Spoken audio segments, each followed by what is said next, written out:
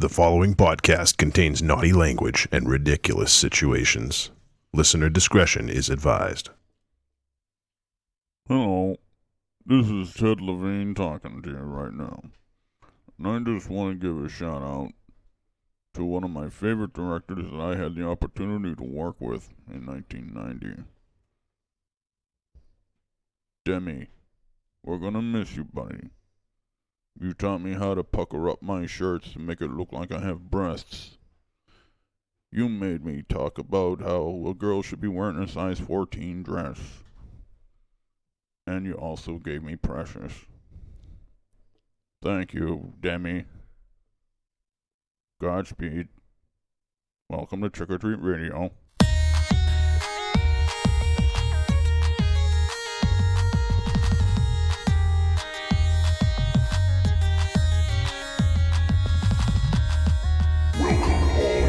Zombies.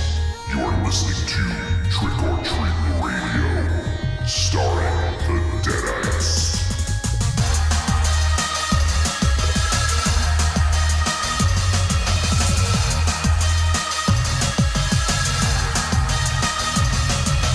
Welcome to episode 248 of Trick or Treat Radio. Trick or Treat Radio is a phantasmagorical spin kick straight through the heart of pop culture, navigated by the Deadites. The Deadites are the world's greatest electroshock band. We destroy monsters, we drink booze, we win championship belts. And this is like the third week in a row we've had Ted Levine in studio. My God. Offensive. I find that intro offensive. I find you offensive. What if? In the mic. What if you're what if a Demi was listening? Like a demigod? No, like one of his relatives.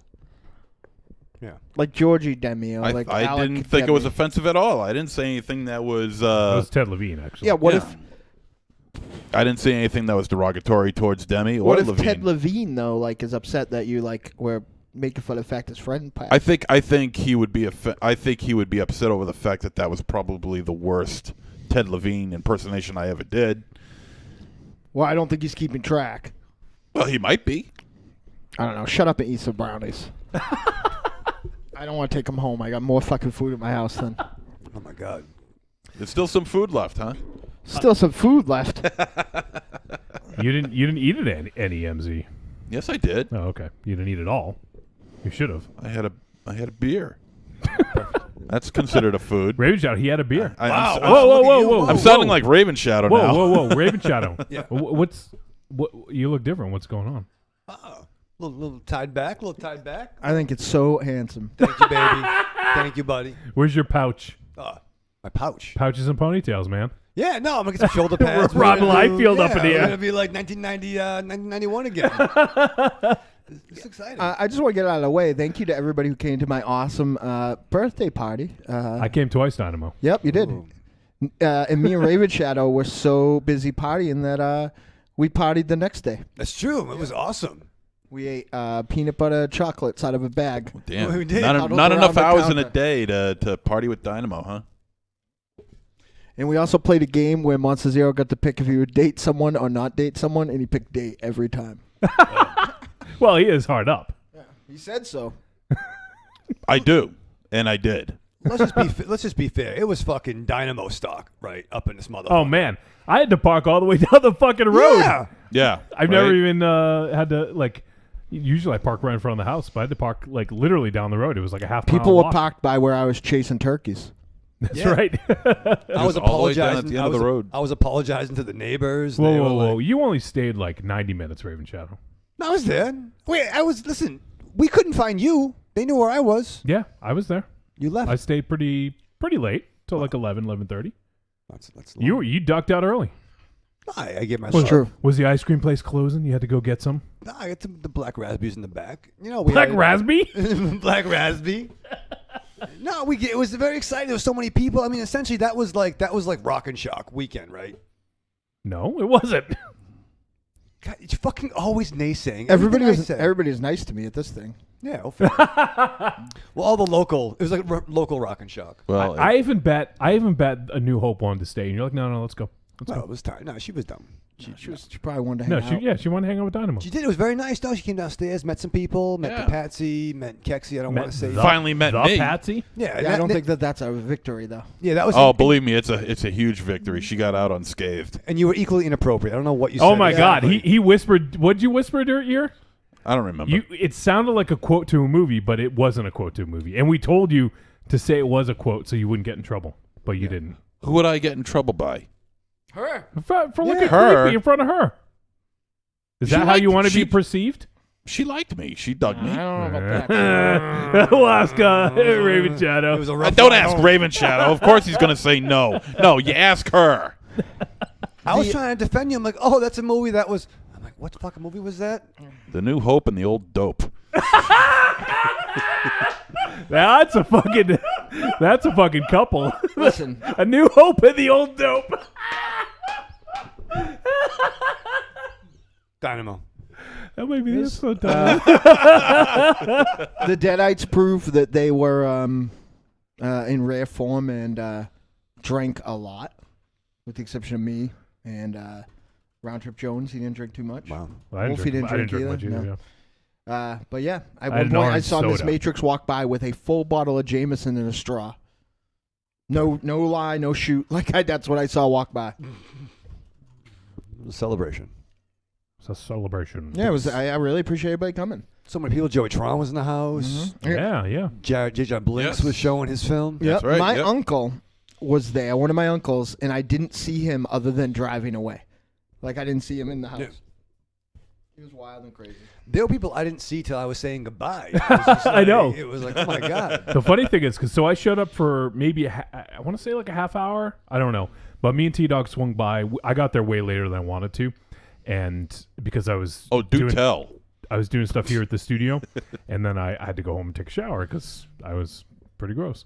And then we swung by for a little bit and barely said hi to anyone. And then we left. I brought T-Dog. She had plans. And then came back. And everyone's like, we've been looking for you for 3 hours. I was I was gone half hour maybe. To There go back was to a my- point when my house and then back. where me and Bill by Force walked in a circle looking for you, and then Bill by Force left, and I came down and you were sitting where Bill by Force was. It was inexplicable. I am totally confused. And Bill by Force was like, I want to leave, but I want to say bye to Wolfie. And I said, he was just here. We walked in together. Yeah. So I think this is what you could have done differently. What?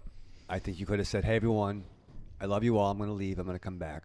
To everyone? To everybody. To all 300 people that To were there. everybody who was I don't know. there. There's 300. All right. There was at least a good 100 though, right? Maybe. Yeah, I would a say group. I would say close to 100. I don't even know how you fit that many people. At one point, my dear friend Derek Ring came up to me and said, do you think this is a fire hazard? I'm asking for a friend. I didn't even. Oh no, I did see. I did see Derek Ring. Was Derek Rook there? No. Nope. You couldn't make Steve it, okay. Mossberg was there, I saw Moss, which Bros. was amazing. Yeah, we talked about wrestling. Yep. And I'm trying to think who else. Crazy. Gabe Rollins was there, who's also in the Yep. film we watched this week. Ooh. A lot of other people that I listen to probably. Chris McGibbons and Yep. Kex were there, Kex which was was there. awesome. Kex, yeah. yeah. Chris, yeah. Patsy was running amok. Patsy was running amok. Patsy gave me a puzzle game Oh yeah, yeah. that was 9 million little pictures of Ryan Gosling Oh and yeah. one picture of Ryan Reynolds. And I had to get all. I guess the game is I have to get stick all the Ryan Goslings on the card before I find the Ryan Reynolds. Did you play it yet? High stakes. That seems like a time-consuming game too, because there was a bunch of those little pieces. There was how many? 150 of those little cutouts of That was something. Yeah. Gosling. It was pretty crazy. If you are a material person and want to know how good of a party it was, I got enough gift cards to buy myself a Master of Kung Fu Volume 2 Omnibus, a PlayStation 4, and a Mortal Kombat for PlayStation 4. Nice. But I forgot to buy a video game. I forgot to buy a controller, so I can't play anybody. And I have no money. I think I have one. Why don't we get birthdays like this? Yeah. I don't get any gifts. You know, why But I why guess does I all don't- this shit go to Dynamo? How come we don't get anything? Well, get cancer and then see what happens. Excuse me. I'm on my way to getting cancer. Thank you very much. Well, I think Michael Raven, Shadow, and Jai Wolfenstein could get a birthday party like that if they just threw one. No, well, yeah. That's the key. You got to. Well, you didn't throw it for yourself, but I guess you got to throw one for yourself. And also, that's another thing about it. Not that affects like birthday presents, but a lot of people came because they wanted to see my special. Ooh, a lot of people did come. Yeah. Sometimes twice. Like me. It was just so amazing that the food was flowing, the was macaroni and flowing. cheese was there. Yeah. I'll tell you, in true form, there's so much fucking food left, but then no booze. Oh, fair. Booze cleared out. Oh yeah. What did that's Raven always the Shadow way. stay over the place? Yeah. Well, Raven Shadow was there for 2 hours, so No, I was he there had for like, half the booze. I was there for like 3 hours, and I was the co-pilot. Yep. I No, drank you were half, there- I drank no. half the booze. Raven Shadow, you were there 2 hours. I was there 2 hours. No, because we got there at the same time, Yeah. and then I looked at the time when you left. That's fake time. That's a bad time. It's real time. No, and, we left Agent Nicole. Asher showed up. Yep. Ash's sister. Oh. Immortal Alexander was there. Well, Alexander was there. I think, did I miss You Jeanette? didn't see him No, because he Jeanette showed wasn't up. there, but Jeanette, Red you Queen are was going to miss there. Jeanette on Friday when she comes up to have dinner. That sucks. It's fucking dumb. So we got some awesome people hanging out in the chat room already. Rico says Raven Shadow's hair. Thank Nice. you. Oh, Foxy Serrano was there? Oh, yeah. Sexy Romanian. Yep. She's the one that sent you the void stuff, the void notes Listen, doesn't matter how I got the notes. that you claim to have written. He did write I him. didn't write them. I wrote. See, he just read. said it. You corrected. I don't know did what. write It's, them. it's autocorrect. He Listen, did. listen, It's auto incorrect. listen. Just because I'm listening. I didn't write that, No, we know you didn't. Yeah, write he it. did It's write that. clear. I no, did write we, that. We know you didn't. it's my pen name. Right. It's not your goddamn pen name. It is. Yeah. H.P. Lovecraft is your pen name. That's secrets out. Well, now you fucking ruined it. Well, you are kind of racist. So What are you talking about? Really, this one? Yeah, Ixnay on the H.P. Lovecraft day. yeah, What'd I I don't say? think you want to be him. I don't want to be him. No. Yeah, you might want to think about that for a second. Drive Jack and Mark saying out says, "Hey guys." Finally, dude. speaking of birthdays, Mark, what time is it there? Well, Is- it's now the next day. Oh. so it's no So now longer. Beck's birthday's done? Well, it's Beck's birthday here. Yes. So and it is- and we are still celebrating It it. is- See, we got cupcakes, we Cupcakes. got Yeah, we got brownies, cupcakes and brownies. Cupcakes and brownies for Beck's All birthday. for Beck's birthday. Yep. disinfecting wipes. Oh, I have a gift. Oh, Martha's a gift? Wow. This is a gift, not for me, not for you, and unfortunately not for Wolfie. Oh, come on. Give it up. Oh yeah. This is a gift for Michael Raven Shadow You don't get any gift. from our loyal listener, Nicholas. Oh. You left too early. You left the party too early. You Why don't- did Nick show up? Yeah. Fuck. He dropped those off. So He did came all the Drive way Jack and from- Mark? Yep. Listen. Yep. Being All the way from Australia? we played a game. Me and Mark played a game called Tie My Kangaroo Down Sport. That's great. Wow. This is going on the wall. Let me hold it up. Okay, hold it up. Hold it. That's fucking nice, Nick. Oh. That's Don't super give him a pair of tweezers Hey, you now. know what, Glenn? Pull out your tweezers. You know what, Glenn? Guess what I'm framing that frame? I don't know what's it called. What do you call it? A shadow box? Shadow boxes. Yeah. Copyright. Oh, there's another one here. Isn't that what your bass is called? Is it shadow? I'm still working see on this that. one? Yeah, a little Misfits. Okay. That's dope, dude. That's to the wall. It's going up next to Slagoth, Derek Rook. I feel like that's a hard thing to draw too. Like it seems like it'd be an easy thing to draw, but I get bored with that much shadow. Or black. Yeah, I know- get bored- I know we I are. get bored with that much Raven Shadow. No, I like the little classy thing he did with the blue hair on Danzig, kind of Superman style. I like that. Yeah, I like like it. that.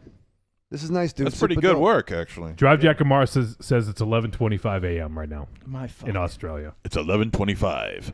Python time. Do you know where your dingo is? It's 11:25. Do you know where your python is? Yeah, I do.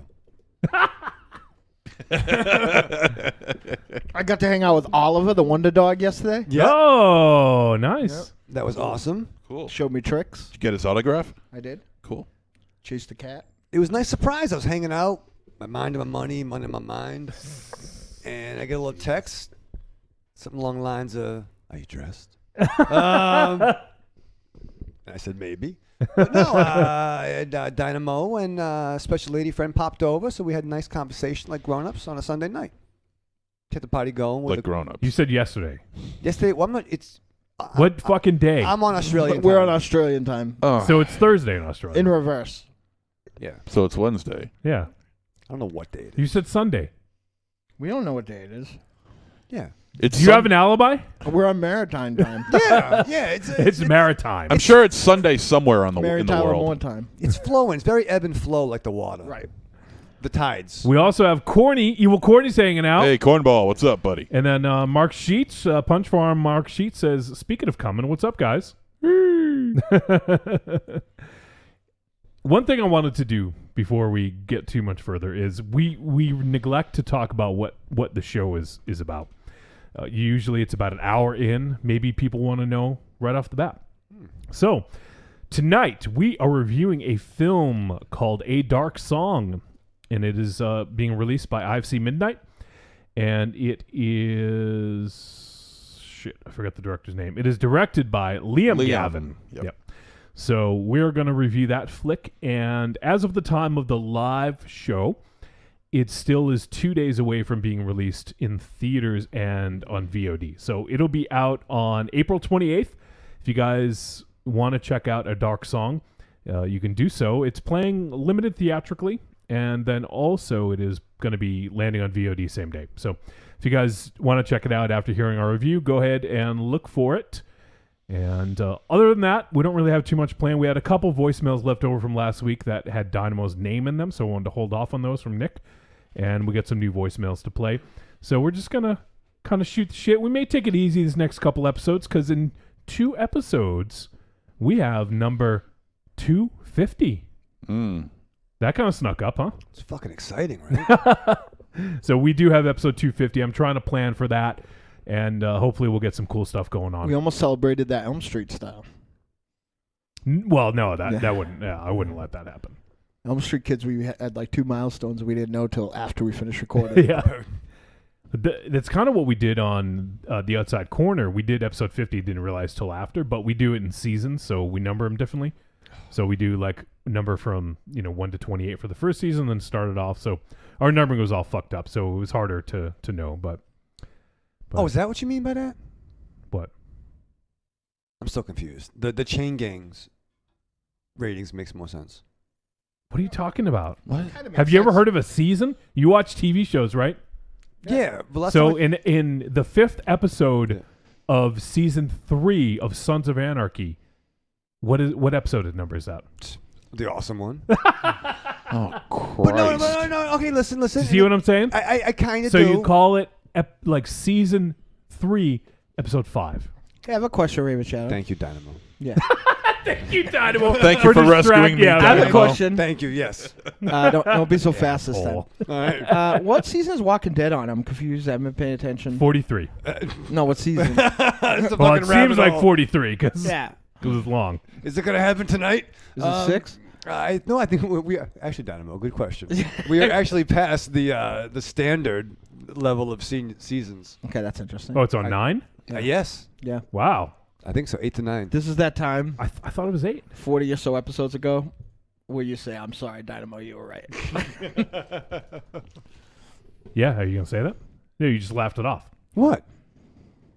You're not going to say Because sorry. I was right that time. Wait, I'm not sure. Right about. I said it doesn't go more than the standard amount of episodes that you had arbitrarily decided the shows are going to go. No.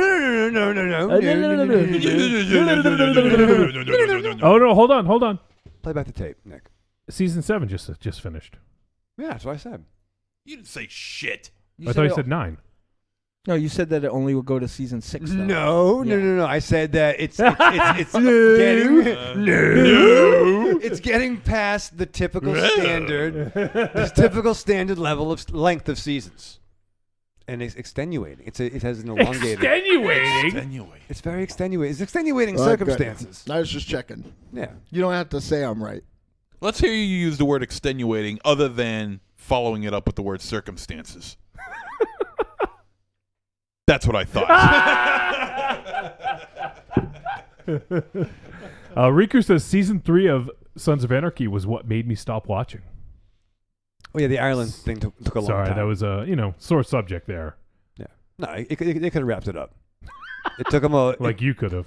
No, they took an episode and a half to get to Ireland. They got to Ireland. Then Jax didn't want to get his kid back, and then he kind of had a make-out, heavy petting session with his half-sister. Previously on Sons of Anarchy. Yeah. And they got the kid back, and they could have wrapped it up quickly. So I hear you, Rico. Wait, Sons of Anarchy is a biker show. What are they doing in Ireland? Vacation. Oh, okay. No, because Jax's son. You know, I really don't care anymore. No, I'm gonna fucking tell you. I'm gonna do a season by season breakdown. No. Let's You see know, what. I was interested. you're not. I was interested for about 3 seconds, maybe 3.5. Okay, Now, good. now it's past. All right, Forget it. what's fucking Blanche up to this week? How's Mr. Belvedere? Yeah, how's Mr. Belvedere? Hey! You leave Christopher Hewitt alone, man. That guy's a god.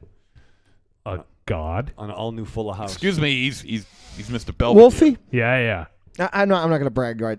Okay, Okay. but I'm an okay writer, right? Yeah, you are. I got a pretty good vocabulary, you'd say. Yes. I can't think of a single fucking thing other than extenuating circumstances. Like, I think if you say extenuating, I think that it almost always goes with circumstances. Like, can you think of something else other than circumstances? Situations.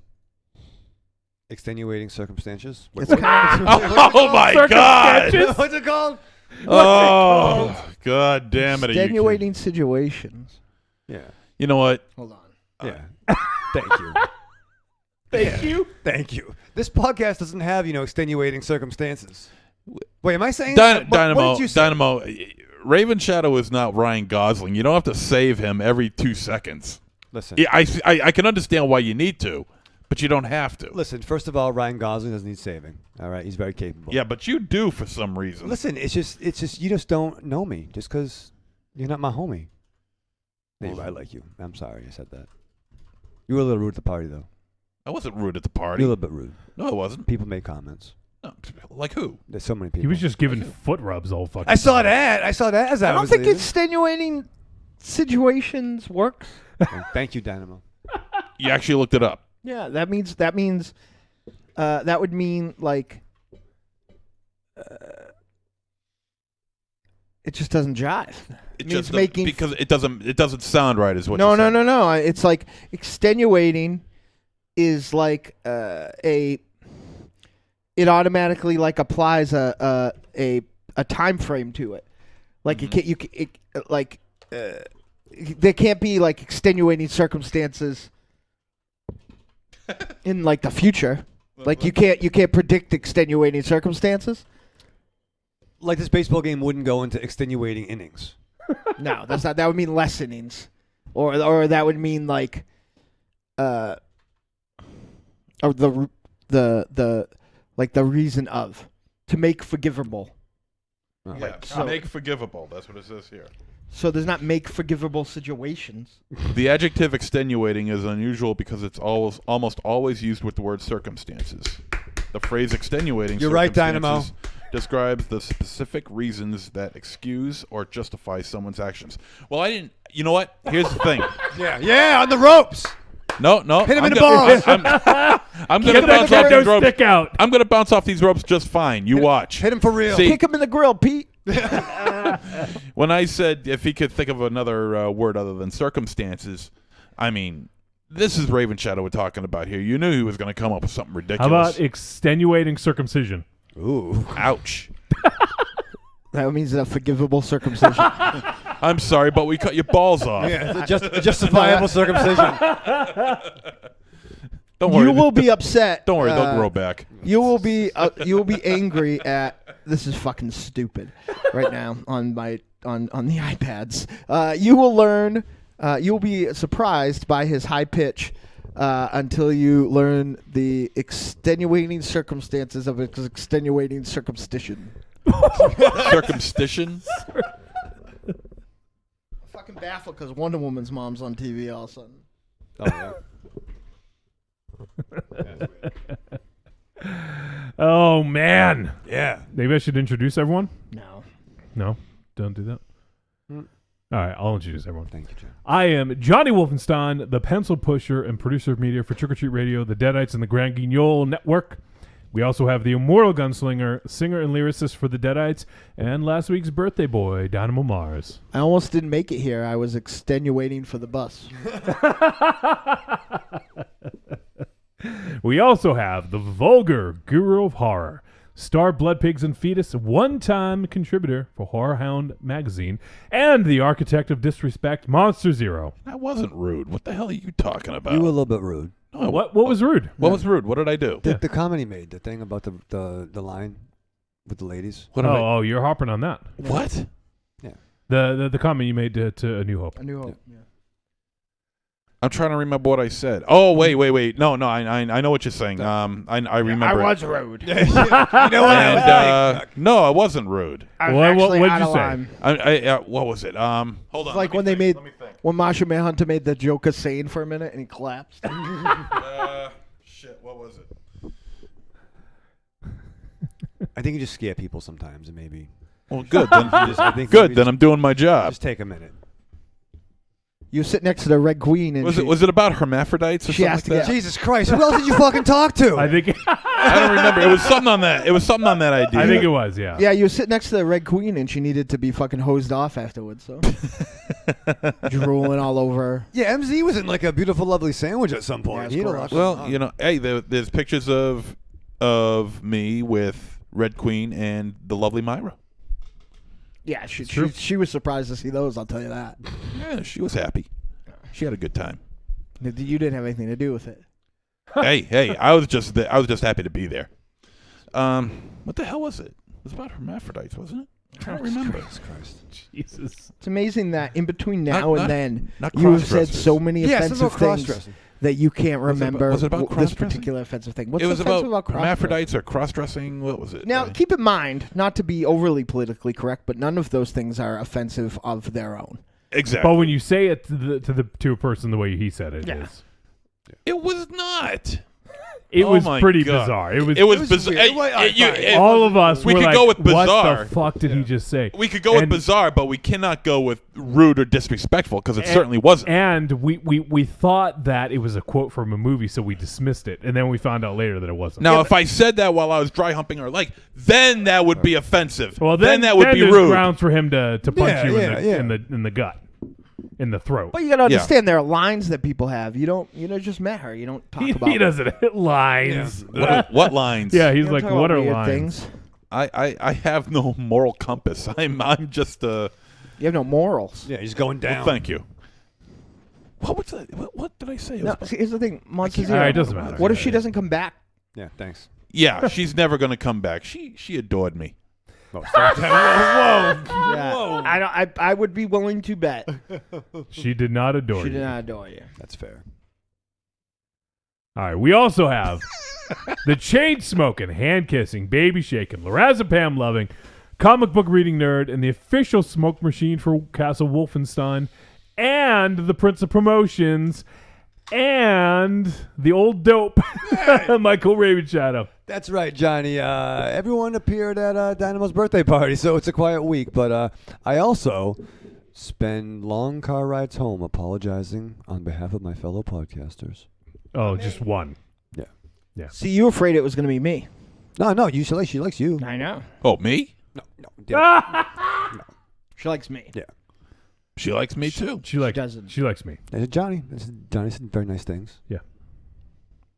Was that your first time meetup, Johnny? No, I've seen her. Other than I feel like the e-bot doesn't count because at that point we all figured that was a, that. No, I knew. I knew ahead of time. I but saw the thought that connection. maybe, I saw the connection there. Yeah, but I thought that maybe there was like some blackmail going on or something.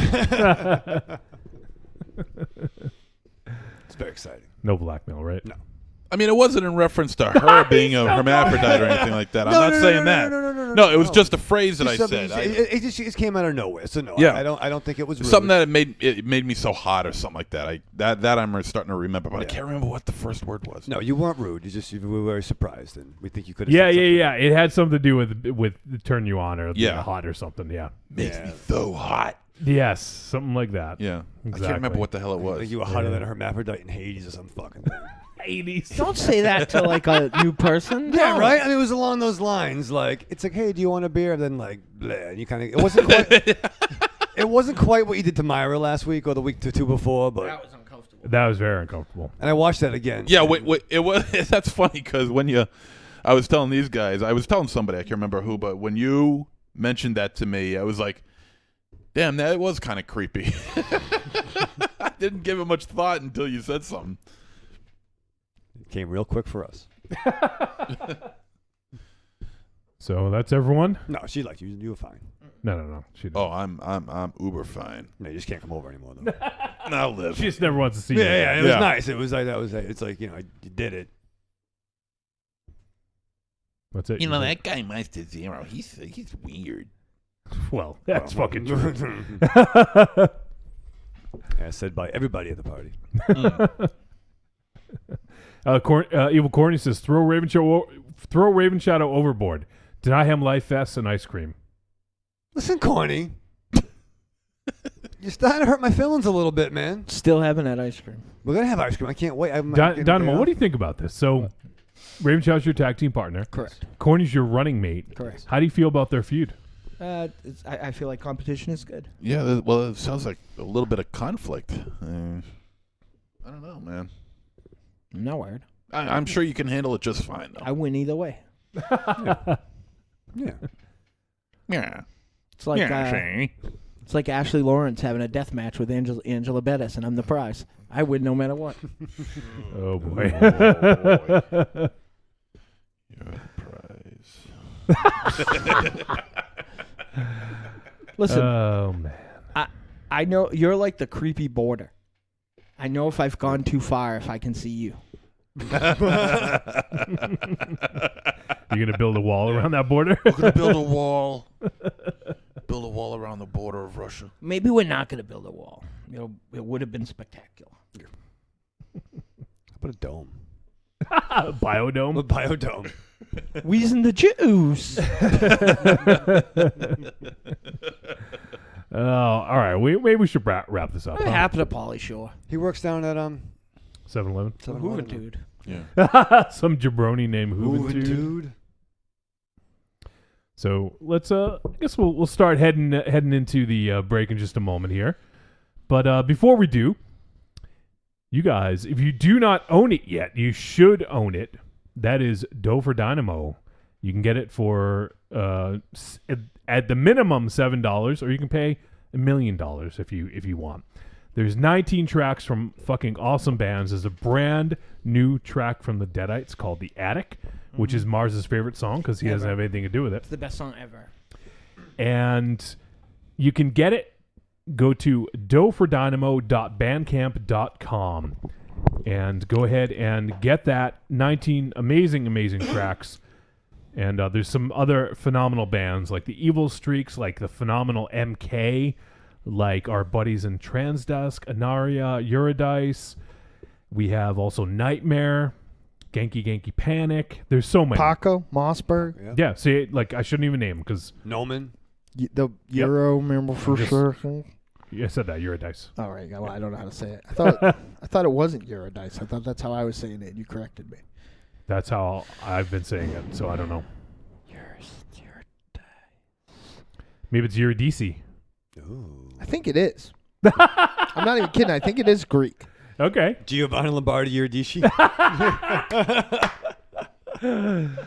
Courtney says Raven Shadow will be sent to the Mars when I'm vice president, Wolfie. And when I say sent, I mean banished too. You can be banished to the Mars. The Mars.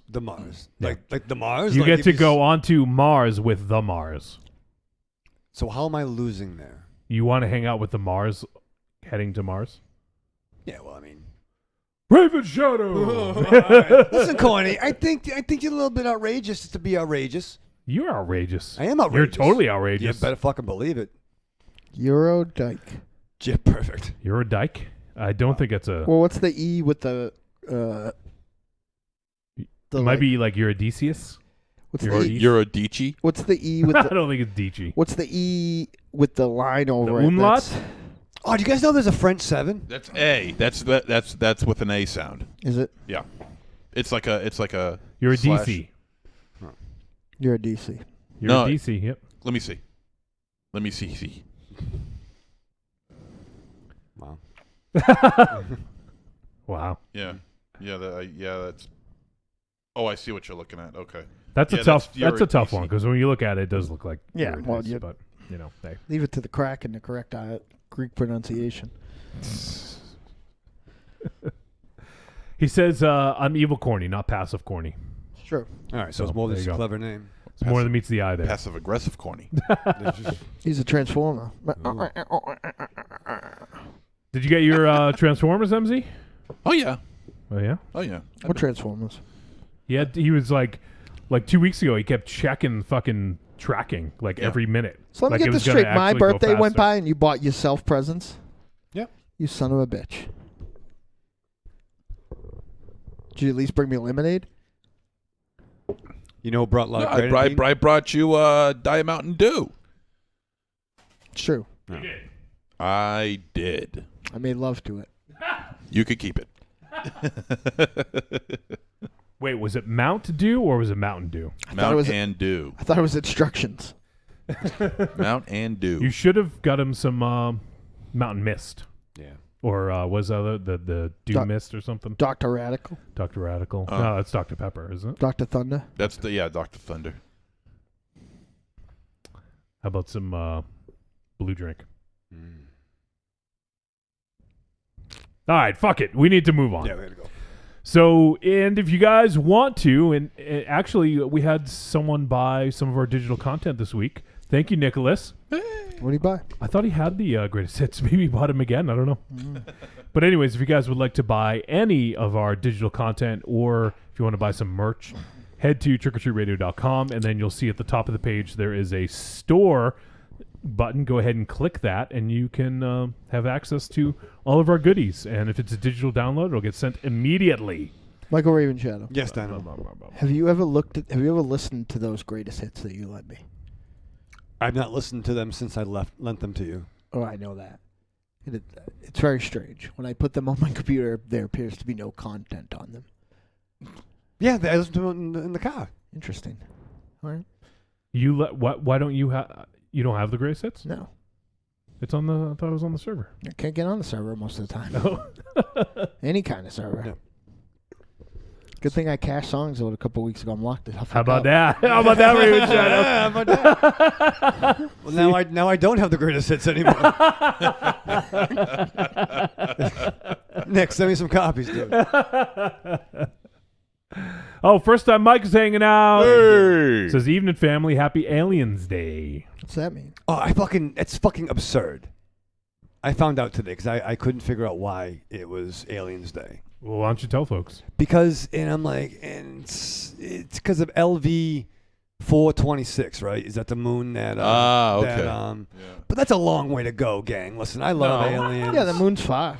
I mean, yeah, who can't get there? I mean, like May the 4th or whatever the fuck that is Yeah, more of that's a good. credible holiday than Alien Day. Sorry, guys. I agree because it's right in the name. You don't have to change anything. May Right. 4th. Yeah, I get it. Right. So I enjoy at least the 2 Alien films, but And Disney appreciates it, though they don't have Star Wars ready. They're putting out Guardians of the Galaxy on that day, so they get it. yeah, it's in space. Yeah. You don't own space. Don't act like you do, Star Wars. Yeah, you don't own space. Right. Star Wars came from space. You don't own space, aliens. I think it's also International Pretzel Day too. What? Yeah. The fuck is that? Does everyone get a free pretzel? I really want a lemonade. No, but it's like this is where you celebrate. You buy your friends pretzels. I ain't buying you a pretzel. Why not? Cause you don't deserve one. Why? You're fucking mean to me, Joe. He gets not you mean to fucking you. pizza every goddamn week. I pay him. Yeah, but I yeah, fucking but he get has it for to you. go and get it. Yeah. Are you coming over tomorrow? I'm coming over tomorrow. Yeah, I'll bring you some pretzels. Oh, we're gonna fucking Thank you, and pizza. pretzels and Well, why pretzels. don't you guys watch the movie next week together? Together. Hold each other's hand. I don't know, Yeah, Aries- spoon each I other. don't know the Aries will put up with that. Cradle each other's No. balls. But maybe you can come over and make and then him they'd do be it. a neck. Yeah. Just call him by his real name. I know Montezero won't come He's over. powerless. It's true. Yeah. This is like kryptonite. It's like saying Mr. McSixelplick or whatever his name is. Sickleplick? What? No, it's I'll be back. I can't listen. to Mixelplick. I've already had enough. Is it Mixelplick or Mixelpiddlix? I always I call am- it Mixelplick. I'm It's legitimately, Mitzelplick, isn't it? unarguably too old for this. Episode 250 is coming. It is. And you know what else is coming? Our film review. So, Raven Shadow, Yes. when you sit down, Yep. you texted me, but you got it all squared away. I did. You sit down to watch a dark song. What do you do to prepare yourself for this movie? I do a lot of incantations. Light some candles. Okay, yeah. Oh, you turn the fan on? It's getting hot. I actually had the Ooh, you haven't turned the dehumidifier fan on in a while. No, I had the dehumidifier on now because I was in the basement. Don't want it too moist yet. Ooh, yeah. I don't like it dank. When I'm watching a movie, so I text Johnny. I think about him. You thinking about me? Yeah, I was thinking about you. I thought about your help. fucking Help weird. me. No, it was nice, man. It was nice. You're fucking next. You're fucking next. And you know what I do? Strap on. Do you love a scary story? Do you love to dance? The Big Scary Monster Haunts at Midnight is a collection of dark songs about sex, love, death, revenge, and the end of the world. Brought to you by the world's greatest monster hunting electroshock band, the Deadites.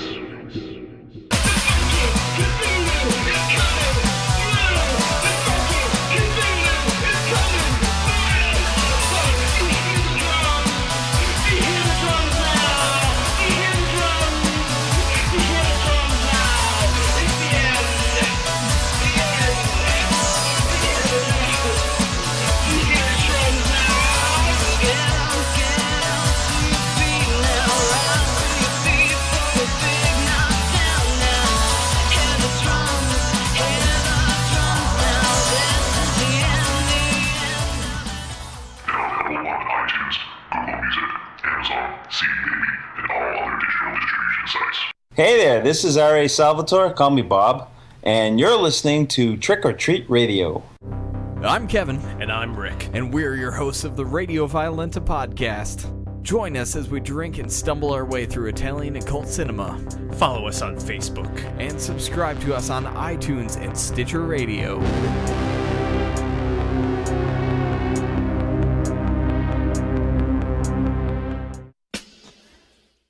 I'm Ruby Burble.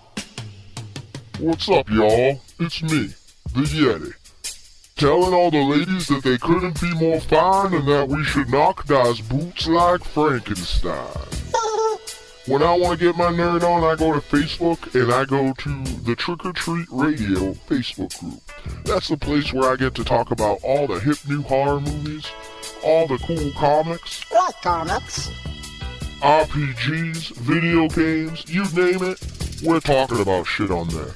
And you could not be any cooler if you were the coolest kid in school. Be the first kid on your block to swing their cock over at the Trick or Treat Radio Facebook group.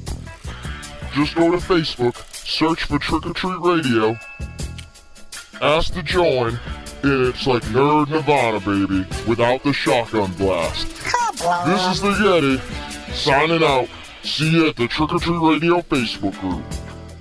Follow us on Twitter at The Deadites, TheDeadites.com, and TrickOrTreatRadio.com.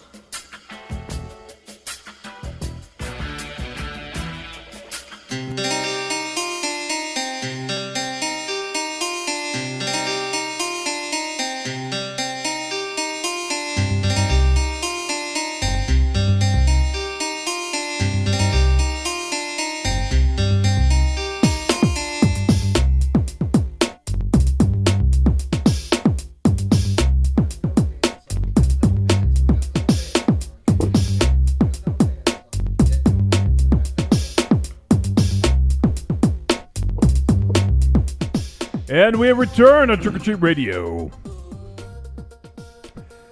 We are going to talk about a dark song.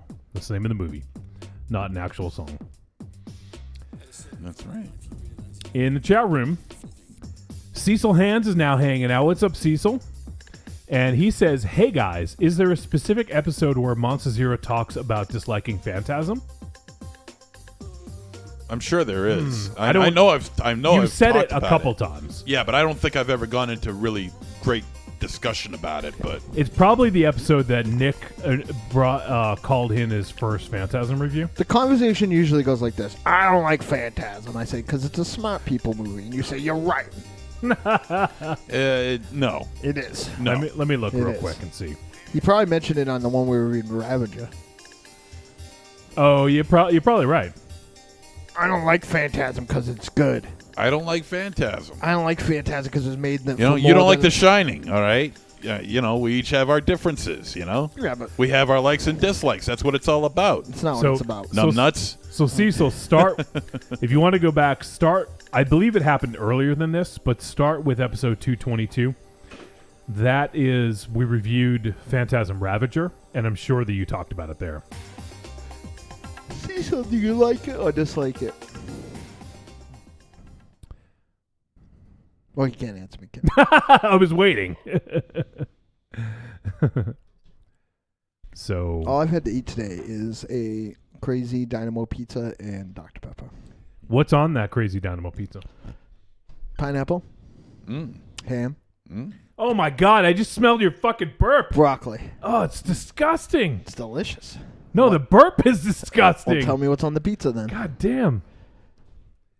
Shit and vomit? No. Oh, man. Cecil says, I really think that Phantasm 1 and 2 are the best. I The best in the series? think my favorites are Phantasm 2 and 3. But I like them all, except kind of 4. All right, well, there you go. So we also have I'm Broke Son hanging out now. Boy. Hey. And let's talk about A Dark Song. So this film is being released by IFC Midnight. And as I mentioned earlier, it'll be hitting a limited theatrical release and VOD on April 28th. So if you're hearing this after April 28th in 2017, it is available. And we got to check it out a couple days early thanks to IFC, so we appreciate that. And the film is written and directed by Liam Gavin, and I believe Liam has done one other flick. Let me check just to be sure. He has done... No, this is his first feature, so he did a few shorts. And it looks like he has another project announced that's coming up. But this was his first feature. And the film it's a drama horror, and it is 100 minutes. And it stars Mark... Well, he's not really a star. I don't know why he's... I think it's in alphabetical order. Yeah, it must be. But it stars Steve Oram, Catherine Walker, and that's pretty much it. There's a couple other people here and there, but it's really 2 people for the bulk of the movie here. Mm-hmm. And the synopsis that we have here: a determined young woman and a damaged occultist risk their lives and souls to perform a dangerous ritual that will grant them what they want. So I've seen a pretty good amount of buzz about this coming out of some festivals. It played at the Boston Underground Film Fest, but we were unable to catch it there. So I wasn't able to see it then. I was a little bummed out. I did want to see it because I heard a lot of good. But we did get to check it out. And so this flick here, I will say, having drama in the genre is probably good, because this is a very, very slow movie. Right. And I don't necessarily think for me anyways, I don't equate slow with boring. Some people may, but this film it was very plotting, but I felt that it had I think There was a reason for it. Yes. I mean, what we're dealing with here is ritualistic incantations, and those things do take some time to do. And what they did here, and what they did successfully, in my opinion anyway, is that they showed they showed every aspect of this certain kind of resurrection, you could say. Incantation magic is very long. It is. Process. It is. Yeah, they didn't skip any steps in this. No. They probably added something, to be honest. Probably. So, just to start out, I mean, we have, so this film was filmed in Ireland, and we've reviewed several films from Ireland, And I think every single time we do, we always say Ireland never looks bad on film. No. And Beautiful. this is no exception. Yeah. Especially the opening shots. Yeah. It looked it almost looked like it was like almost a Hateful Eight sort of widescreen presentation, almost 70 millimeter. At least it seemed that way. I know it wasn't, but it just seemed that way with those exterior shots. They were just really gorgeous scenery. Yeah.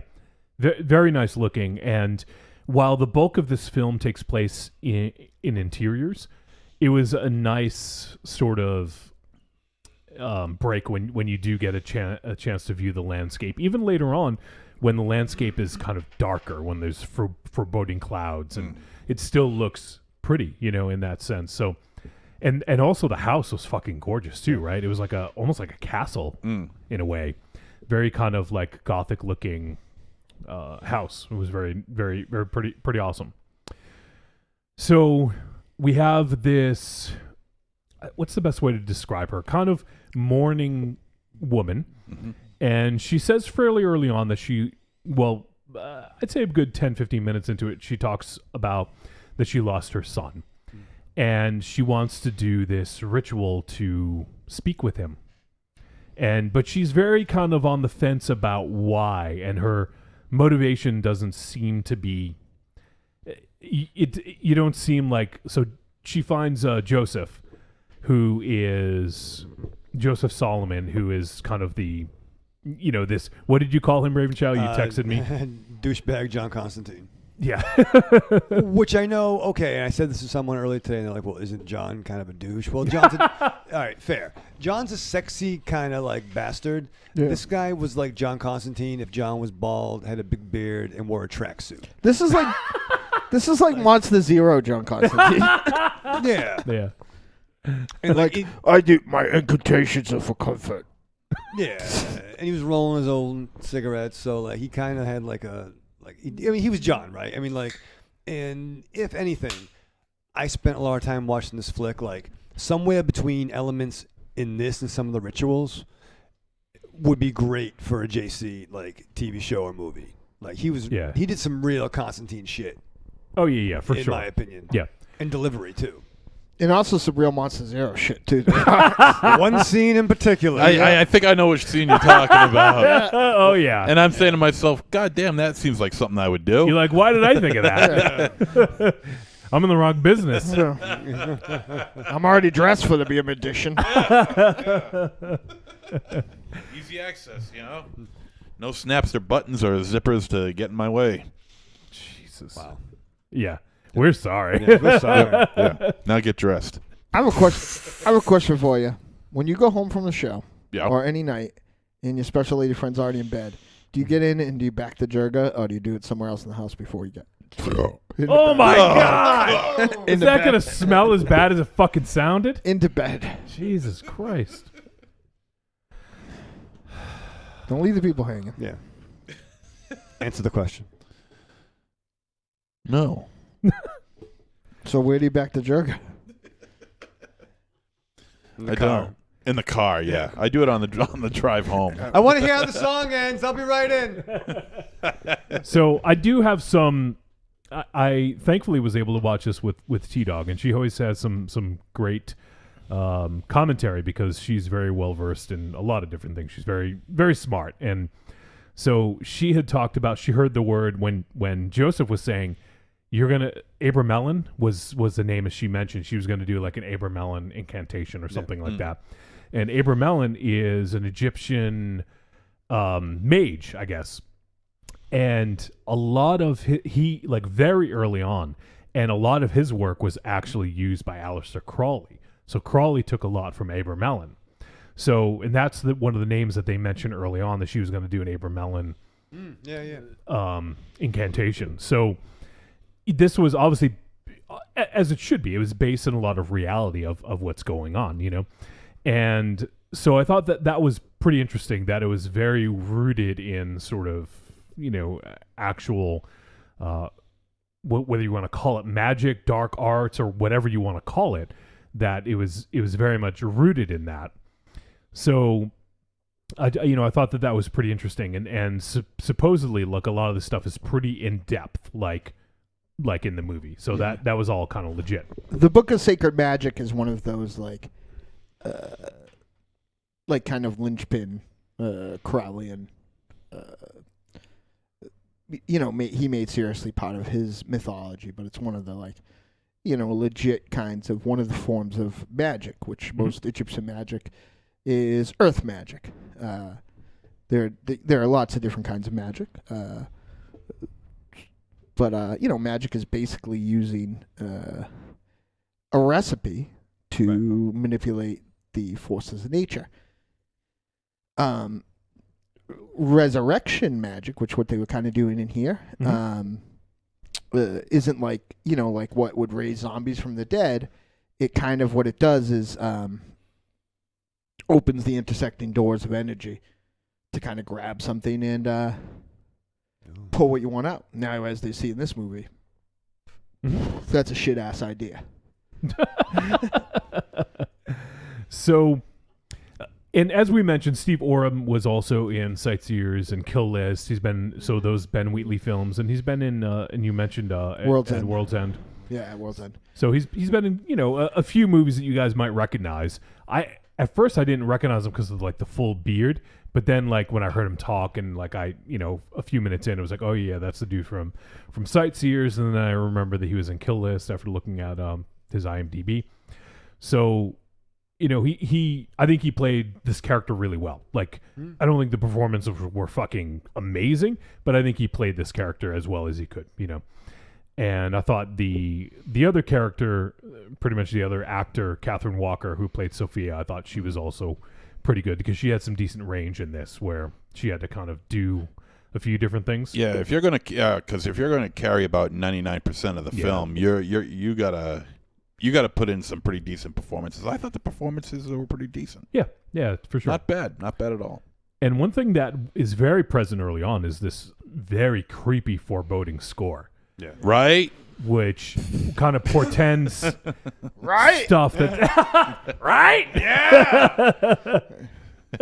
Which portends stuff that's going to happen later. It definitely foreshadows, and I thought it did a really fucking great job of ramping up the tension because even though there wasn't necessarily stuff going on early on, it just made you feel this uneasy feeling of shit's gonna go down eventually. Something's gonna happen, and it really kind of ramps it up, and I think it was really well done. What I really loved about the score was the fact that it was mostly, I would say about 95% of it, if not more, strings and percussion.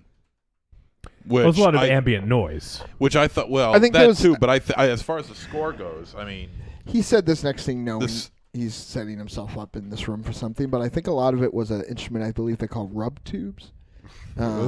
Fincher used them a lot in Aliens 3 and stuff like that. And what they are is they're taunt metal rods that you rub down, and they make it sounds like a dissonant string noise.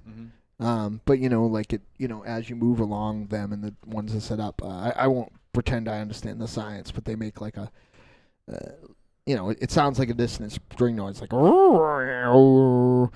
but it also has almost an analog hum to it in its mid range, and I wonder if I would be very surprised if a lot of it wasn't that. That might have been. Oh, Jesus! They should add that to the fuck.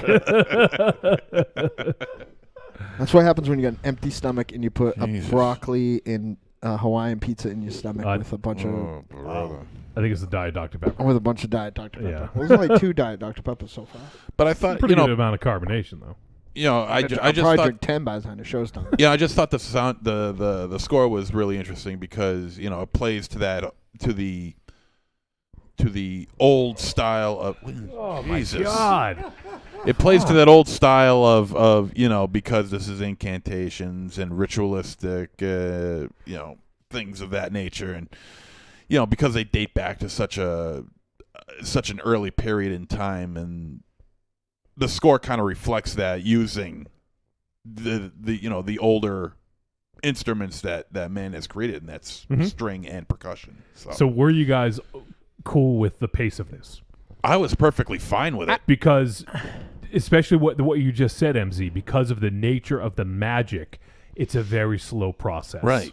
So, and for that, the movie moves along fairly slow. I didn't have a problem with the pacing. Yeah. But well, let me phrase that. I guess I did. I would have preferred, if it was going to stay the length that it was, I would have preferred the last 20 minutes started 20 minutes earlier and we had more of that. Yeah, right? yeah. Or that or that they just took out 20 minutes. Like, I would have been happy with that. Like, this flick was an hour and 40 minutes, and it didn't need to be, I don't think. The nice thing about it, though, is even though most of it had to do with this incantation, it didn't really do much in the way of repeating things. Like, you didn't see things happen over and over, so I think they did a good job of mixing it up, even though it was kind of plodding and slow. I think they did a fairly good job of mixing it up and keeping it kind of moving along and moving forward. But also there was certain situations in which Sophia put herself out there where the story would be extended some more. She did certain things that should not have happened, that she should not have done, and she knows that. Sure. And I think that just That's the conflict of the film. Yeah, sure, but it also adds minutes to the film too. Right, but that's which I'm perfectly fine with. I love the pacing of this film. That's where some judicious editing comes in, I think, like where you have to decide, like, I've had this conversation. I can't remember what movie we were talking about, but I feel like it goes back to this. And I think House of the Devil is a perfect example of a film that strikes the balance perfectly, where that sometimes when you try to have your cake and eat it too, it takes away from one. And I think that this was a minor. Like, I think that it took a lot for me to get back into it. It took a lot. The movie needed a little while to get me to change gears when the film changed gears. Mm-hmm. Yeah. And I think it was just a little bit too... took a little bit too long to get where it's going. And I feel like if you can tell me, take out the wound scene in the drowning scene, right? The painting her back scene, because that was sexy, right? What about the MZ scene? The MC scene. That was kind of sexy We'll too, say that. right? I enjoyed All right, it. so you have all that stuff that was really memorable and kind of moved the plot along, right? Yeah. Talk to me about some, like, what was another part of this? There were a million scenes where, like, she was on the floor writing. Yeah.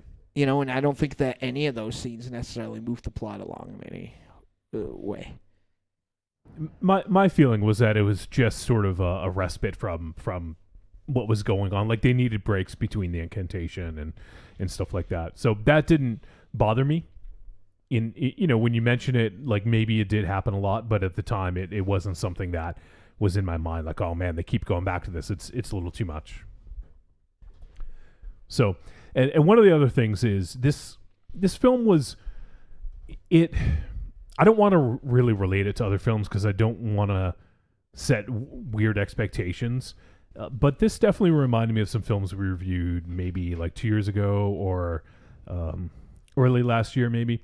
But there was one scene in this where when things start to kind of go downhill and she's asking questions about stuff that she shouldn't necessarily know.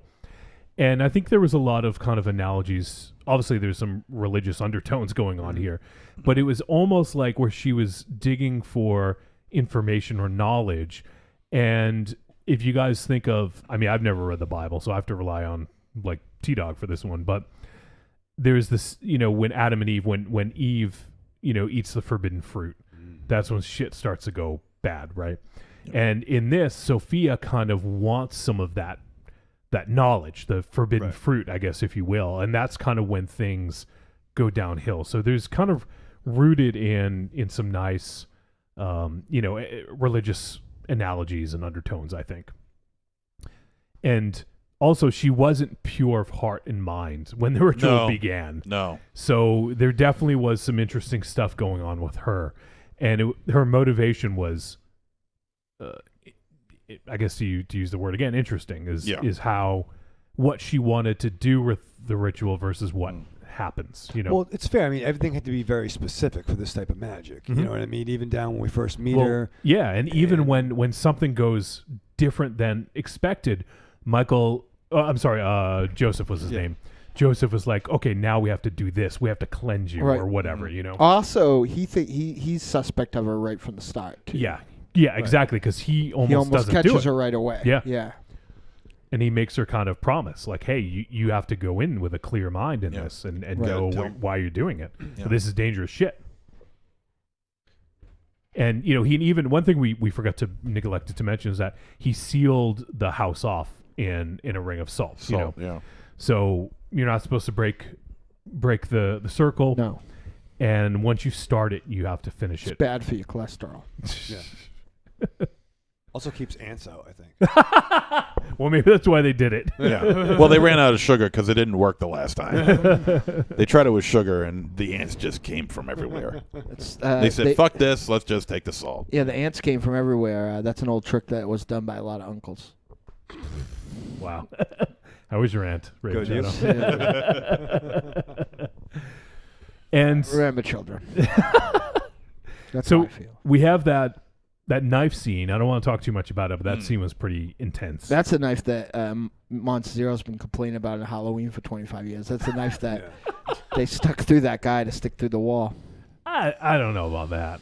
That was like a normal kitchen. Yeah. knife. No, that's a big fat That was man. not a butcher's knife. That's a big fat man, and the knife went all the way through him. He wasn't fat. He was fat. No, he wasn't. No, he was. No, actually, he looks fat. He was not. He's kind of like he's not fat. He was. Fat. He's got a no way. No, he's got a fat head. He's got like a Dick Van Patten kind of body, where he's got a fat head and a skinny body. His body was not skinny. Yeah, it was. No, it wasn't. He was not fat at all. He was No, nowhere it wasn't. near He as had- fat as his head. He wasn't Raven indicates. Shadow, No. but he was definitely between all the three of us. Yeah. No, he had some nice mana tits. Mana tits? Yeah. Were they magical tits? Is that magic? Mana tits. Green mana tits. Yo, that fucking the tub scene was something that JC would fucking do. Right? Oh yeah. That was like that took a fucking turn. Jesus Christ drowns people. Yeah. Ask the innkeeper. The Hellblazer. But The I other mean, JC. there was a lot of really intricate drawings Cardi? and Yes. drawings on the floor and on very Yeah, the set design. intricate. in this The was set neat. design is very, very well done. And The it was a art nice,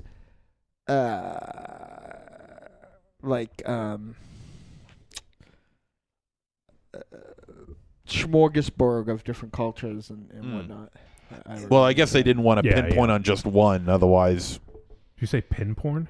pinpoint. I love Oh. pin porn. Is that like Pinterest Yeah. for porn? It was Ouch! That's my ass. You stuck me with a pin. Don't do it again, you naughty P-O-P-P. What? POV pin porn. You sounded better when you were belching. That's how you were fucking born. And that stands for point of view. First time Mike says, notice how the sigils in the void look similar to the magic circle on the poster of this movie. I certainly think that. I mean, it just Yeah, the void did enter my head. the iconology or iconography. It's Or because the whatever. void is the fucking bomb. I don't care what any of you say. Did that house cost $10,000? Did I hear that right? No, to pounds for a year. For a year, yeah. Yeah, it's a pretty heavy house. 10,000 pounds a year? Yeah. So she's renting it? Yeah, Yeah, she yeah. rented it for a For a year. year. Oh, all right. You could lift that, Raven Shadow. Drive Jack and Mark says, last time I tried an incantation like that, I woke up in the middle of the night with a demon sucking my dick. Wow, was it demon named Nerve-wrecker? First time Mike says, yeah, it was a suck, you butts. Wow. Zero got one slapped in the face. Drive Jack is... Mark says a male succubus with the face of Moss's hero. Fuck you. And Cecil says, this movie sounds so cool. I'm glad I haven't seen it yet in this instance. Oh, sure. Well, wait till you get to the third act. Yeah. It turns into fucking Jeremy video by Pearl Jam. Yeah, I gotta say, for all the hard work that was put into this film, and really great set designs, good acting, great, everything that has it going for it positively. The last 10 minutes or so, I don't know what the hell was going on. I agree. I was a little confused. I wasn't confused. I just thought it was fucking stupid. Yeah. I thought it was not a smart move. It all of a sudden turned into fucking like a, like a fucking dock ride. Right. And then it had the fucking dumbest, wackest special effect to cap off a movie that I've seen in a long time. I disagree. Well. You liked it? You liked it? I thought it was fine. It didn't bug me. It bugged me. I did. It just took me right out of the picture. Unfortunately, I hate saying that. I mean, I probably I don't want to talk about it because it is kind of a I probably could have got spoiler, by on that special effects choice. It wasn't. I will say this. It wasn't as. It's not supposed to look human. I'll just say that. No. Well, it looked like a fucking Mexican billboard. Like what's that? What does that look like? All right. entering look like a box of Cuban cigars. All right, Mexican billboard. Like, listen, billboard. What's a billboard? Listen. We're listening. I forgot now because of billboard. Big bad billboards. Big bad Beetleborgs. Beetle bags. It wasn't as damning as the. Look at the options. Unfinished looking special effects in the end of Devil's Candy. Like it wasn't like that. Like that was just kind of like, come on, guys. Or Wicked Stepmother. You kind of just shot your fucking. You just kind of just shot your movie in the foot with this fucking dumb looking CGI special effect. But it wasn't as bad as that. But I think the combination of that and the couple of scenes where it was like, now there's spooky people here.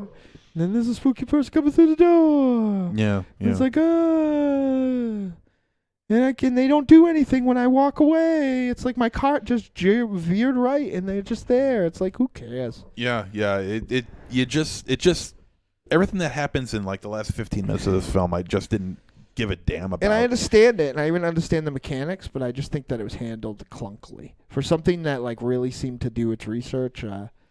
In its well, it didn't have that much CGI to begin with. No, I mean, I think they kind of knew that going in that whatever CGI that they were going to put into this film was not going to look too good. What I will say in its defense, that anytime someone chooses to show the entity or not show the entity, with me they're in a damned if they do, damned if they don't situation. Sure, because if they hadn't. Yeah. Sick of the person with light reflecting off their face and whatever else. You know what I mean? So, I mean, I guess that maybe it is, depending on the day, the lesser of two evils, but I did not care for this kind of Christianity. I just burped. What is going on in here? Oh my God, it's the fucking that imagery, room in you know? Willy Wonka. Fizzy lifting drink? Busy lifting. What are we sitting by the fire and blazing saddles? I hope not. Pure imagination. Man, it is hot in the studio. It is. Is it really? I'm comfortable. Yeah, well, you're wearing a t-shirt. dressed. Well, why don't you take your fucking clothes off? Yeah. I really don't think you'd want that. Let's do it. You have a sweatshirt. He's got a fucking shirt on. Yeah. Yeah, here we go. Take Happy some clothes birthday, off. Grease Jacket Beck. I don't think it's a happy birthday. Yeah. Oh, nips. Yeah. Nips galore. That's fucking white, man. That's like whiter than Christmas up in it. Wow. Holy mackerel. Holy hell. Listen, yeah, we're getting lubed up. This is like the bathhouse, man. This is good. Cold in here. Oh my God, MZ! What the fuck happened? What do you mean? Oh, look at those! Look at those fucking gams! Oh, look at him. Look at those! He's got the smallest areolas Oh, and fuck the off, dude. and the biggest nipples. They look like fucking baloney gumdrops. Now can I put him in the middle? Squeeze them together. Raven Child's gonna give him a buck. Oh, Dynamo's getting 2. Oh! Yeah, this is not How did this bad. happen? Wow. We're sorry, IFC. I thought we were talking about a movie. Yeah. Jesus. Put the cameras on, Johnny. They're on. Wow, this is. Oh yeah, they are. No shit. Yeah. Wow. People got naked so quickly. These more pants are coming off. Nice. First time Mike says, have some more beans, Mr. Dynamo. Drop Checker Mark says, and there's the Hypnotoad. First time Mike says, holy mother of pearl. So for the podcast listeners, Mars took his pants off and his overshirt, and MZ is now fucking topless. He took his sweatshirt and his shirt off. No, just my sweatshirt. That's all I'm wearing under these. On this. Oh, I thought you had his. No, I didn't. Believe me, if I was, I'd be wearing just a T-shirt. Wow. Those fucking gams hanging out. Oh, shit. Oh, I mean, I admit I gained a little bit of weight. Oh, shit. Drive Jack and Mark says he should advertise himself on Filipino Cupid as a ladyboy. MZ? Me? Yeah. No. I how can I do that? I can't pass for What Filipino. is going on? Shit off my goddamn chair. I was giving you a little sneak peek down. I don't need no. nah, man, keep it off. Just relax. Just vibe. Yeah, it's Want to turn fine. the fan off? Yeah, Raven Show, you no, want to come on. vibe? Yeah, this is nice. Let's put our hair down, Johnny. This is nice. We can plug that fan in if you need a little vibing. All right. Broken. No, you got to plug it in, I said. So Drive Jack and Mark says the body of prepubescent obese girl. fuck you, dude. He's not wrong. Shut up, asshole. First time Mike says, and now Dynamo's pretending he's Sharon Stone in Basic Instinct. Ugh, please. We're sorry. What happened in the review? All right, so Thank you, IFC. does anyone else have anything to add? Whoa. You said turn the fan on. The napkins are vibing. Does anyone else? Oh my God, that whole side of the room smells like pizza, and it's getting moving right over this way. Well, it's better than fucking Your belches. vomit his belches. I have to go downstairs and pee now. I don't want to put my pants on. So don't. Well, I don't want to be put on the list either. Well, there's no stuff going on downstairs. Yeah, you never know. Just cover yourself with a pizza box. With special delivery. Get yourself a coffee colada thing. Whoa, whoa. Oh my God! Whoa. Oh my fuck! Whoa. We're sorry for anyone watching the live show. Oh, was that on camera? I think so. Anyone watching the live show got to see Mars's ass. What the fuck? People listening to the podcast must be wondering what the fuck we do. Every episode. They're someone's never first- gonna. They're never gonna tune into the live show now. Yeah. All the positive buzz we're getting. Hey, I want to check out this show. All right, let's get back. Let's get back to the movie. Get back to the movie. Okay, let's go back. No, I guess you're the producer now. Yeah, I am, and I'm saying let's get back to the movie. Wow, Johnny. All right, enough about my nipples. Enough about Dynamo's ass. Both those things were completely outrageous, and we saw them all. Truly, truly, truly outrageous. Yeah.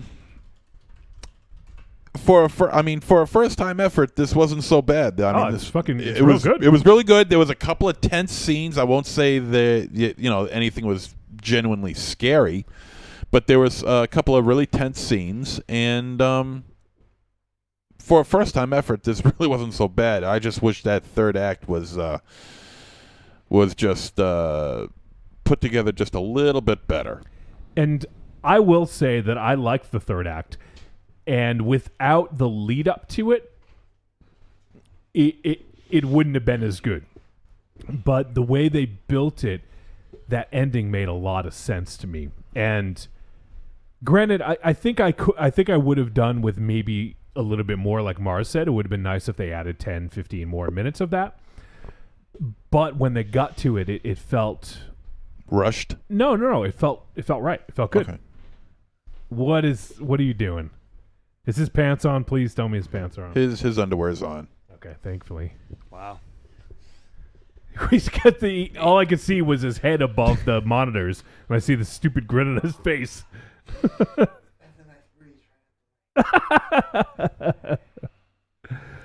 So, but no, I thought the ending was gratifying. It made sense to me, and it was unexpected because of the direction it was heading, and I liked how what she was seeking early on and where it ended. You know, like I liked that progression, and it kind of wasn't what I expected, I guess. Which is because it was kind of veered off this way, it was going this way, and I thought that it was going to end a certain way, and then it ended another, and I thought that it was gratifying. So for me, it all came together, and I dug it. Anything else you guys want to talk about before we head to the verdict? No? Good. No.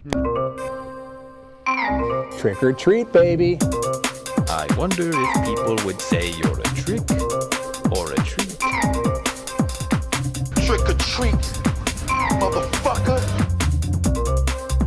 All right, it's verdict time. We're going to let you know whether this flick was a trick or a treat and any final thoughts we may have. And Dynamo was doing this really bizarre creepy smile into the camera selfie thing. Do not want to see that picture ever. Just don't ask Monster Zero's mom for it. Yeah. Wow. It's going to go in the ballroom on the ship. All right. Ravenchild, once again, I question whether or not you saw this movie. You didn't say anything. Because I got fucking Johnny Nipples over here. Whoa. No. Johnny Nipples? Johnny Nipples. Sorry. Monster Nipples. Yeah, Tony Nips over here. Tony Blinks is going to be offended now. Thanks. No, he's fucking awesome. They do have to have a nip off at some point. They do. Yeah. This is the first salvo. The opening salvo? Opening salvo. This is you're like North Korea. Is it the extenuating salvo? There's some extenuating salvos going on. Nah, man, what can I tell you? We don't want to. Yeah. Nah. You know, it was confusing. There was catacombs. There were people running amok. There was the bathtub. Wow. The sex magic that wasn't quite sex magic.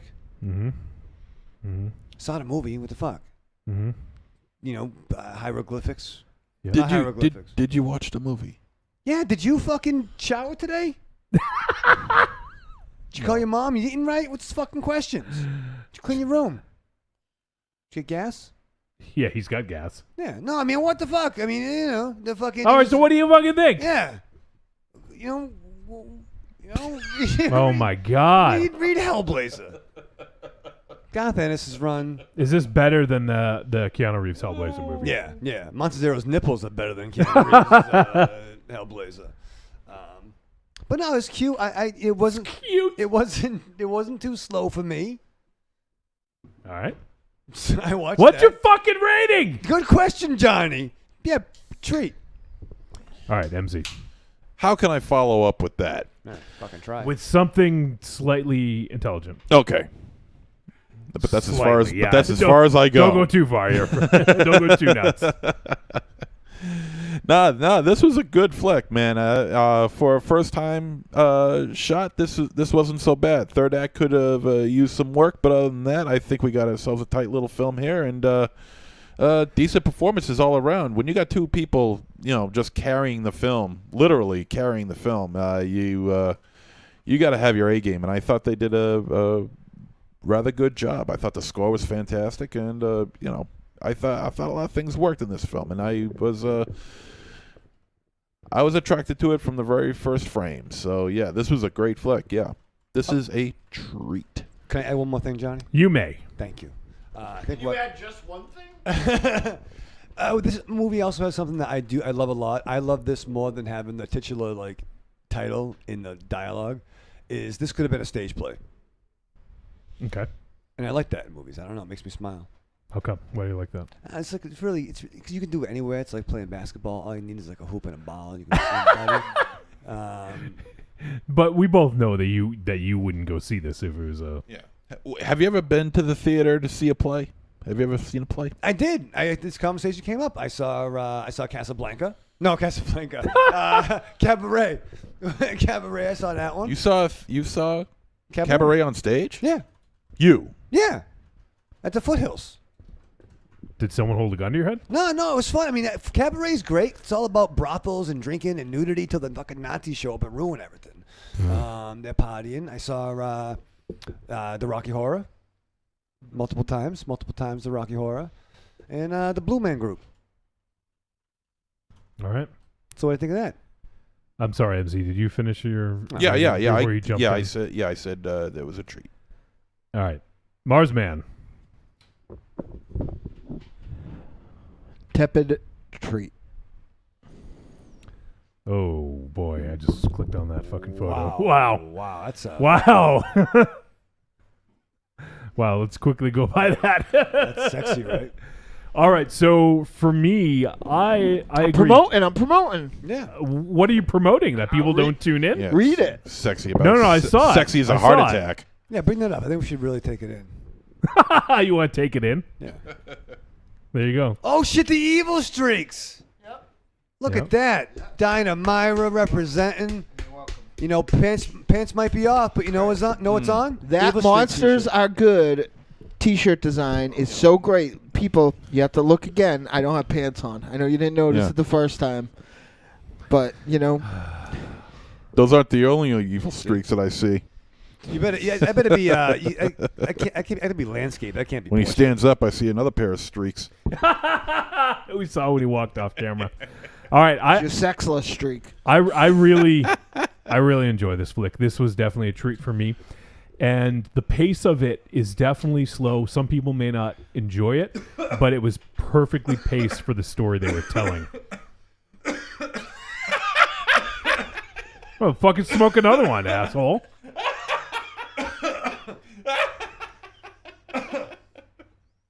This water's gone bad. Probably blew smoke in the fucking bottle. No, this is from the tap downstairs, man. Don't drink that. Yeah. What do you do drinking the tap water? Why don't you get water out of the refrigerator? Yeah, or water out of the shower. Have you seen that shower?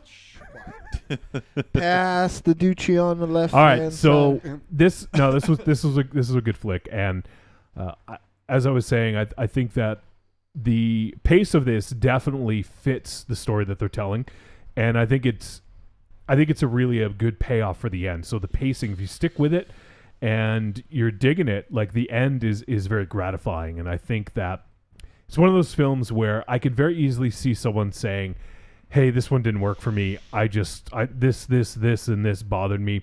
Because if you're not engaged, this is a conversation we've had with El Goro, if you're not engaged in the film, you're not going to be fully bought into what's going on. And I think that's kind of the case here. I think this will hit for some people. It'll miss for some people. But I think most of the people that listen to the show will dig this. And it's kind of... I wouldn't say it's one of those multi-genre flicks, like kind of like Spring that we talk about. I wouldn't go that far. It is sort of a drama mixed with very horror-centric themes. So I think this is definitely more horror than it is drama. But with the way it moves along, it definitely is very dramatic, I guess, because it lives and dies by the performances of the stars, and I think they do a really good job here. So. No, I really dug this, and I'm very much looking forward to checking out what Liam Gavin does, because I think this is a well-made film, and I think he has a good eye for detail, and it's a good-looking film. So, and it's a hell of a subject to take on for your debut film. Oh, sure, yeah. You know, a lot of research definitely would have gone into this if he wasn't already already knowledgeable about this stuff. So. Yeah, definitely. It's a good flick, and it is one that I would recommend. And it's going to be hitting VOD, like I mentioned, on April 28th. So if you guys want to check it out, it is available. You may be able to catch it in a limited theatrical release. So check out A Dark Song. Now, next week, we're going to be reviewing a film with a similar name, The Dark Tapes. So it's not a dark song, it's a dark tape. How about the Dark Crystal? Well, I watch fucking that. love that movie. Yeah. So you put on a dark tape and hear a dark song? Is that like sketchy? Is that good? That's pretty close. That's pretty close. Yeah, I haven't seen it. Well, I saw it like 2 years ago actually, on 35mm. It's pretty awesome. So next week we will be doing the Dark Tapes. It is a film that hit VOD fairly recently, April 18th. So you guys can check it out. It is available already. So check out the Dark Tapes. It is an independent film.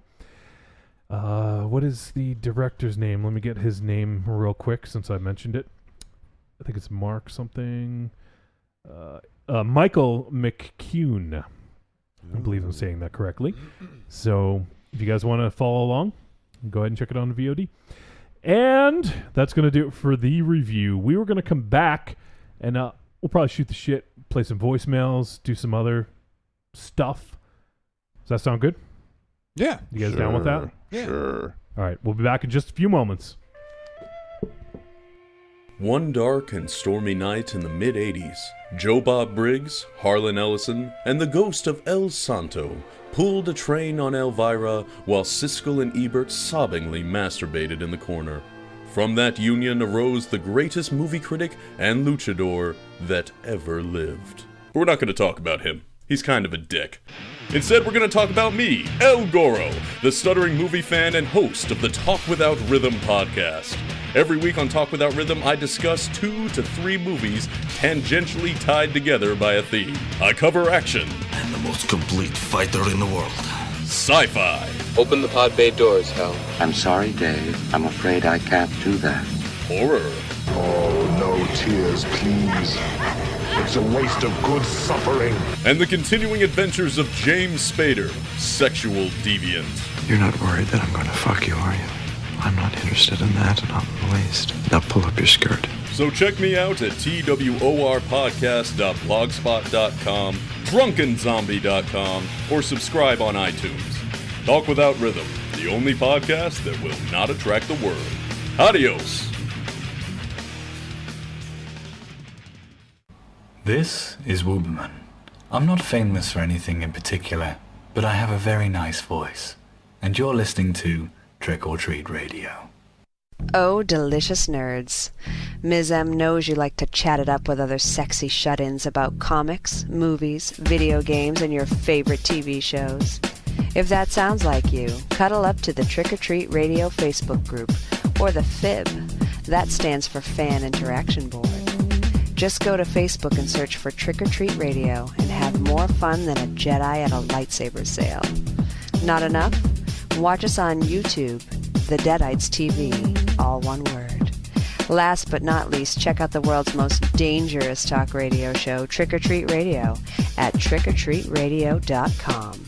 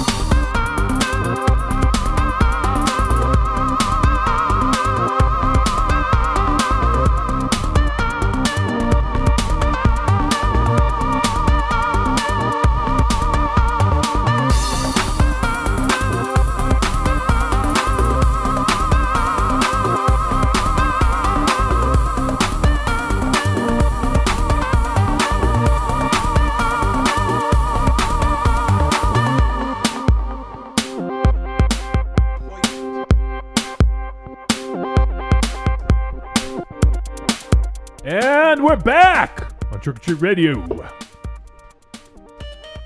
We had some little spoiler discussion during the break. Yeah. You guys couldn't hear.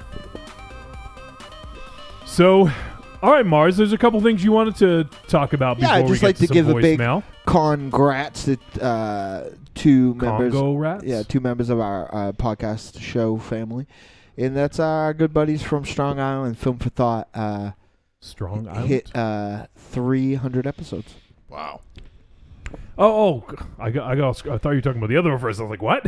Okay, I got it. That makes though sense. they are cheating, and they actually haven't had 300 episodes.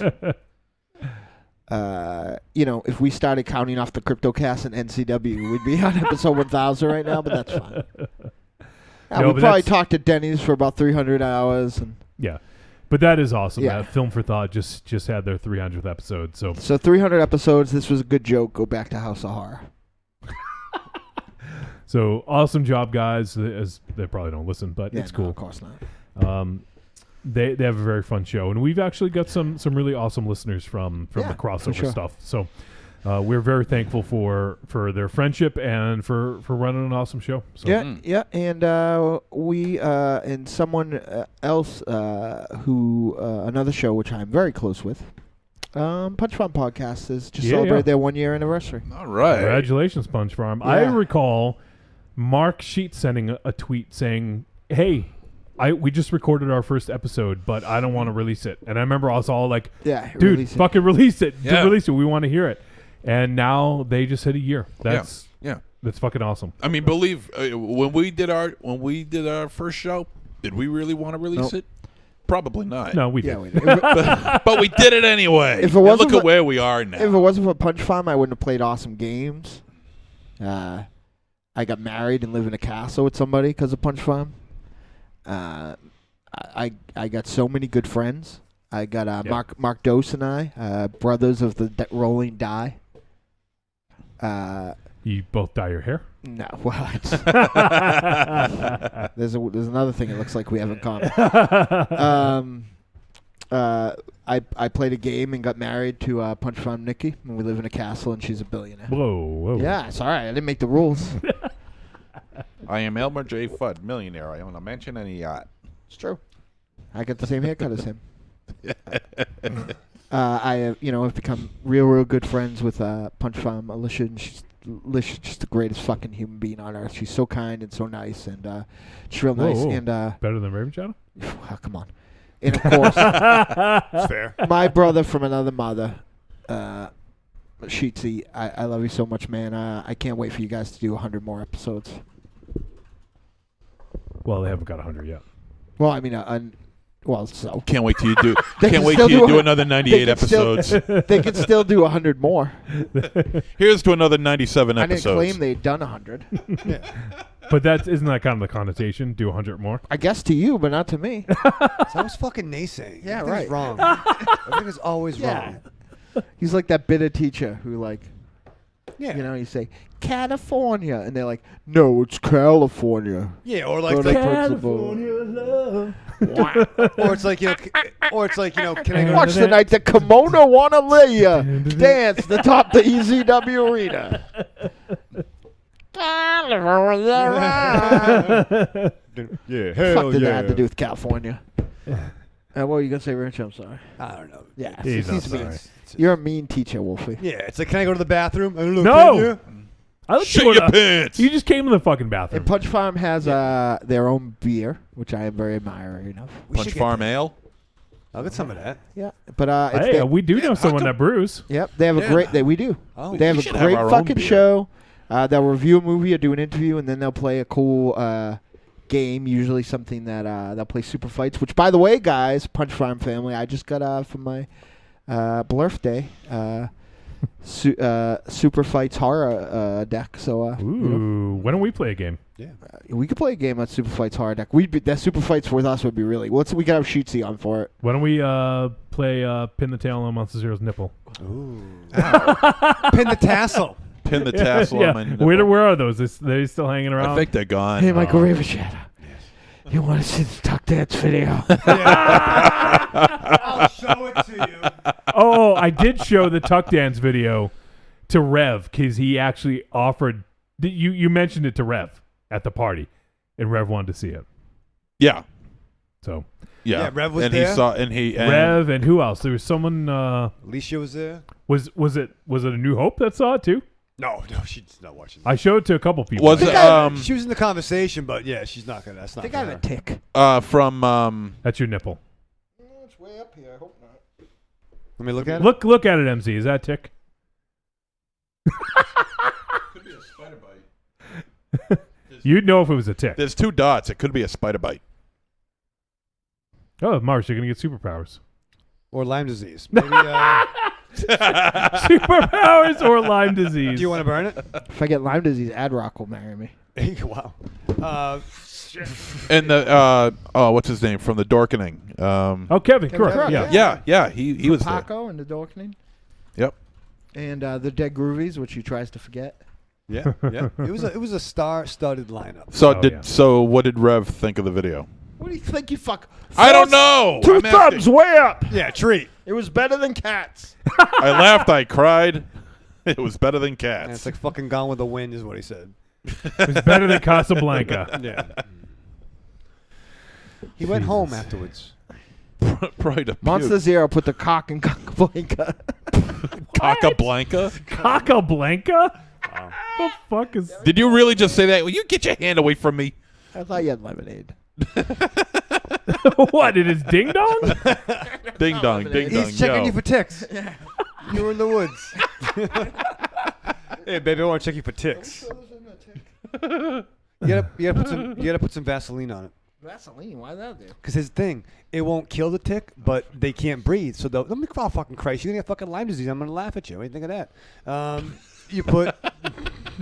No, I'm sorry. I'll be bad. I feel bad for you. But no, if you put Vaseline on a tick, they gotta back out. They can't breathe, so they gotta move out. Then you can like grab it.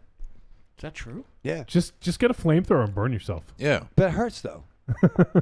Yeah, but imagine what it does to the tick. Last thing I need on top of everything is Lyme disease. Yeah, that'd be fucking shit. By the way, the ticks are fucking ridiculous this year. Yeah, that's why I think so I've heard. Because we obviously take a little dog Ozzy out for walks once or twice a day, and he's had more on him in this spring already than he's had in the last few years. I mean, we typically find them, thankfully, before, but he's got so much fur that imagine if imagine Dynamo finally rids himself of cancer and he ends up with Lyme disease. Don't scare him, Jesus Christ! Fuck. You're not gonna get Lyme disease, dude. Maybe I'm telling you, it's not even a tick. I won't be in danger. Dude, I'm telling you, it's not even a tick. I'm telling you, it's a spider bite. Why don't It's a spider bite. You got 2 holes there. It's a spider bite. Maybe he has 2 pimples back to back. He was trying to squeeze it. This is fucking amazing. He's got his lighter in his hand, too. He's about ready to set Dynamo on fire. We're all looking at it. Mars has his shirt pulled down like halfway. I don't want to get Lyme disease. Oh, shit. Dude, don't listen to anybody. Listen to me. Listen to me. Yeah, it looks like a spider bite. No, you know what that is? It You know what that is? It does. It's a beauty mark. Thank you. Oh, you are beautiful. I'm gonna get a Dr. Pepper. No. You want to see something? Look at that. Whoa. Whoa, what are you doing? Yo, elephantitis. Hold on. Look at this. I hope your balls don't fall out. I don't know what this is. Are we showing our fucking maladies? This is like that Jaws. scene in Lethal Weapon. Yeah. Rave Shout, get the Leatherman out. Yeah. I'll show you. Where's your Stimident? Where's the Stimident? Stimident. Raven Shadow, what color is that shirt? It's fucking forest green, bro.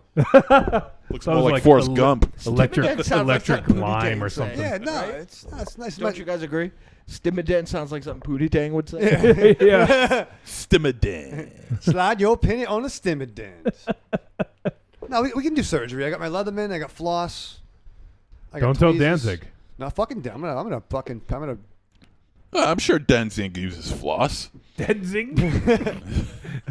Denzing, Washington? Dancing on the ceiling.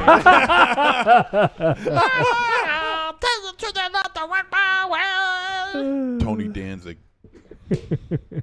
We got everything. What is that? What the fuck is that? Denzing? When he fronted the Misfits. The Misfits? The Misfits. Oh my god. People think we're high. The funny thing is, I don't think any of us do drugs. anymore. I've not done supposedly. drugs Some of us have done drugs. I have Some never of us have myself done a drug. That is Not one time. No, I don't anymore. I just do the legal ones. You never did a drug? Nope. So you never even enjoyed looking the way you do now? You couldn't even enjoy looking, having fun looking the way you do now.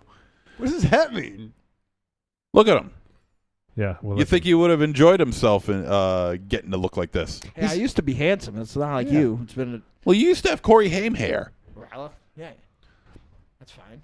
Yeah, what's so wrong with that? Nothing wrong with that at all. Corey Haim had awesome hair. Of course, he's dead now. Yeah. You used to have Larry Bird hair. Yeah. Me? Yeah. Oh. I still can. Wow. I could have Juan Epstein hair, for Christ's sake, if I really wanted to. Signed Epstein's mom. Jesus Christ. Fucking Christ. All right, do you guys want to hear some voicemail? Yes. Yeah, sure, why not? What are you doing, Mars? He's getting ready to fart. Yeah, I can what tell. are you doing? I can tell Get ready. Yeah. Strike up the It's band. coming from every fucking orifice tonight. Jesus Christ. Now no filter, no pants filter. That's either. why I'm trying to end this fucking episode ASAP. I'm going to put it with this fucking That was a wet one. It's fucking no holes barred. No smells barred. It's like ripping Zeus, no holds barred. Oh. Man, those... God. It's a little shitty pants, but amongst friends. His farts are the kind that can weld rivets to a battleship. What? What the fuck? Yeah. Yeah, you know, it's a war going on. It's for the war effort. Yeah. Yeah, too bad you weren't around in World War II. Yeah. The U.S. really could have used you. The fucking Rosie the shit-eater. Oh, my God.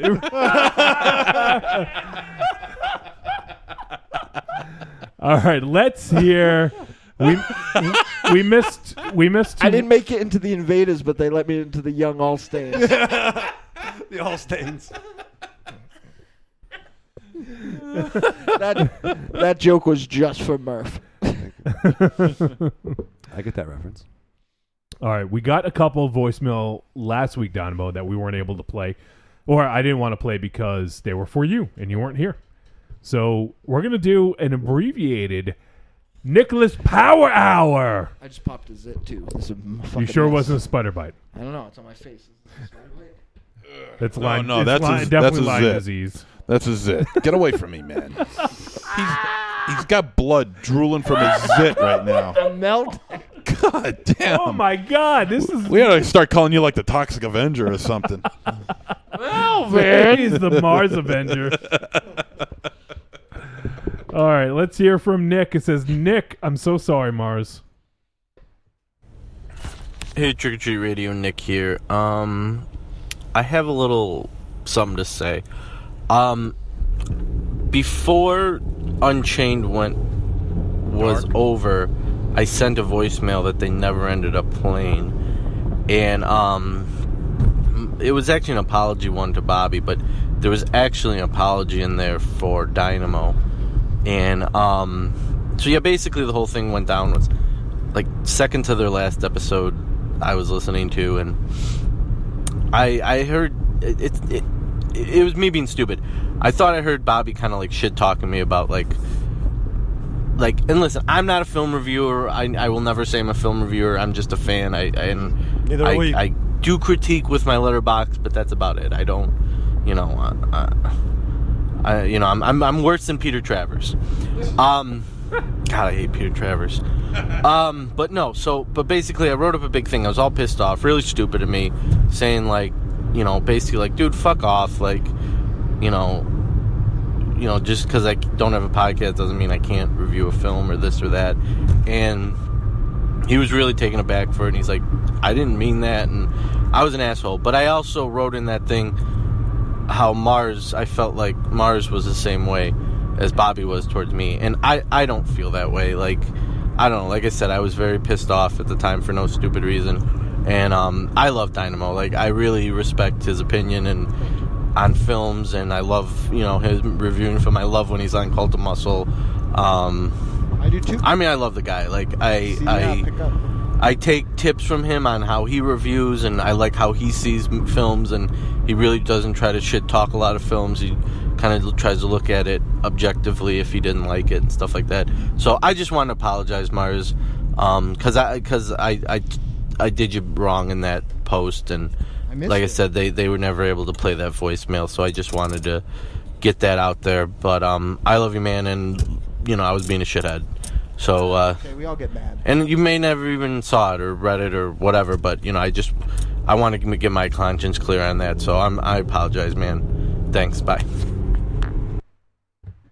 That's okay. All right. We all get mad and say things we don't mean much as here. Sometimes we're wrong about things like the length of the TV shows are going to go Michael Raven show. Hey. We all go a little mad sometimes. Yeah, I know it happens. It's you know what? You got to live. I always talk about like we have to do 52 shows a year plus Halloween and any other special ones. Like, you got to live 365 days a year, and you're not always going to be on, and you're not always going to be the right temperament. And Facebook is the proverbial live mic in front of everybody now. So sometimes you'll say some fucking stupid shit. Here, look at fucking Elm Street kids. Perfect example. Everybody thought they were just having a good time, and shit went down, and people's feelings got hurt, and that's the fucking way it is. You know what I mean? Like, it just is nobody is on all the time, and sometimes people like don't even realize that they're gonna that they're rocking somebody's boat until you get the a little bit of a pushback, and it's two things. It's about how you give the pushback, and it's about how you take the pushback. You know what I mean? If you fucking puff up your chest and think that you have the right to hurt everybody's feelings, you are not doing the right thing. And if you also think you're above maybe getting a little bit of a ribbing or having your opinion critiqued, you're not doing the right thing. So, it's kind of just about finding everybody's middle ground. Everybody's middle ground is different. But we have a tremendous community here, and I really think that the key to us be able to like give each other a hard time and josh each other on the fib and in real life and on everybody else's board, and I feel like the Trick or Treat Radio board and the Cult of Muscle have a lot of parity in it, and that's because we all know that we wouldn't do anything to hurt anybody's feelings, and every film discussion is film discussion. And well, except each other's. Well, Liam wants a zero. He's the only mean one. Let's talk about transvestites, but like, don't worry about it, Nick. And where's Chains, man? Yeah, did he show up at the party? No. If he did, he was very, I asked 4 or 5 people if he was there. And usually, sometimes even if he doesn't come, Paulie comes. So right, yeah. NCI, None of them came, huh? Yeah. So I missed him. I was very disappointed.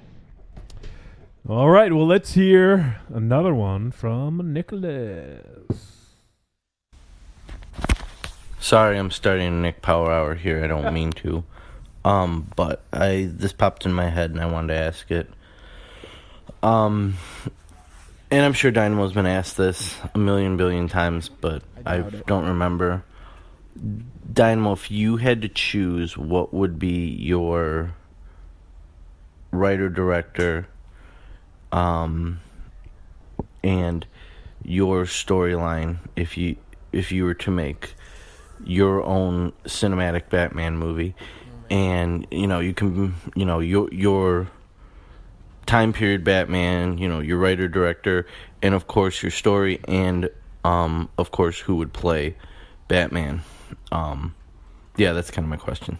Thanks. Bye. So my set designer would be the guy that did Batman 1989, right? Faust. What's his name? Anton First. Faust first. Yeah. He's dead though. Well, Did he also do Batman? Was it Batman? Batman Returns? Or was that a different? I think he actually killed himself. My Batman would be Scott Adkins. I don't know who that is. Because he doesn't have to. I mean, let's be honest. What the fuck does Batman really have to do over the course of a Batman show? His villains are, my Two-Face would be the Gauze. Okay. I thought he. Whoa. What? I thought the Gauze was going to be fucking Bruce Wayne and Batman. I changed my mind. Well, all right, fine. The Gauze, Batman, and then and Two-Face and the Joker. In the Raid special effects, the Raid people be the Batman, do the fight and stunt choreography. I would have Evans direct the show, based on a fusion of Batman Year One, Batman Year Zero, because I feel like the problem with Batman Year One was that it didn't have any of the stuff that would keep people coming back. It was kind of dry and just kind of like mobsters and stuff like that, which was refreshing in 1987, but not, maybe not what would keep people, in. And with a mixture of, it would be that one Scott Snyder thing, Frank Miller's Year One, and the series finale would involve, and all the way through it would involve the Mutant Gang from Dark Knight Returns. Yeah. Which would cultivate in something very similar in season 2, which would happen in Batman: The Dark Knight Returns, where you'd start to see the, the vigilante justice of the people who are starting to worship Batman. Interesting. I want my Batman to be kind of like, I want my Bruce Wayne to be broody and whiny, so that's why I think the gauze will be perfect, and I want, I want like. Him to be quiet and brutal as Batman. I don't want a lot of I'm the Batman. Swear to me. Where's the Joker? I still don't have a Joker originally. Well, if we can go through any time, I've always Heath Ledger. Oh. Well, 10 years ago, I would like Mike Patton to be my Joker. Yeah. But now I don't really. Now I'm not sure. I don't really have a horse in the race. He'd be kind of a portly Joker.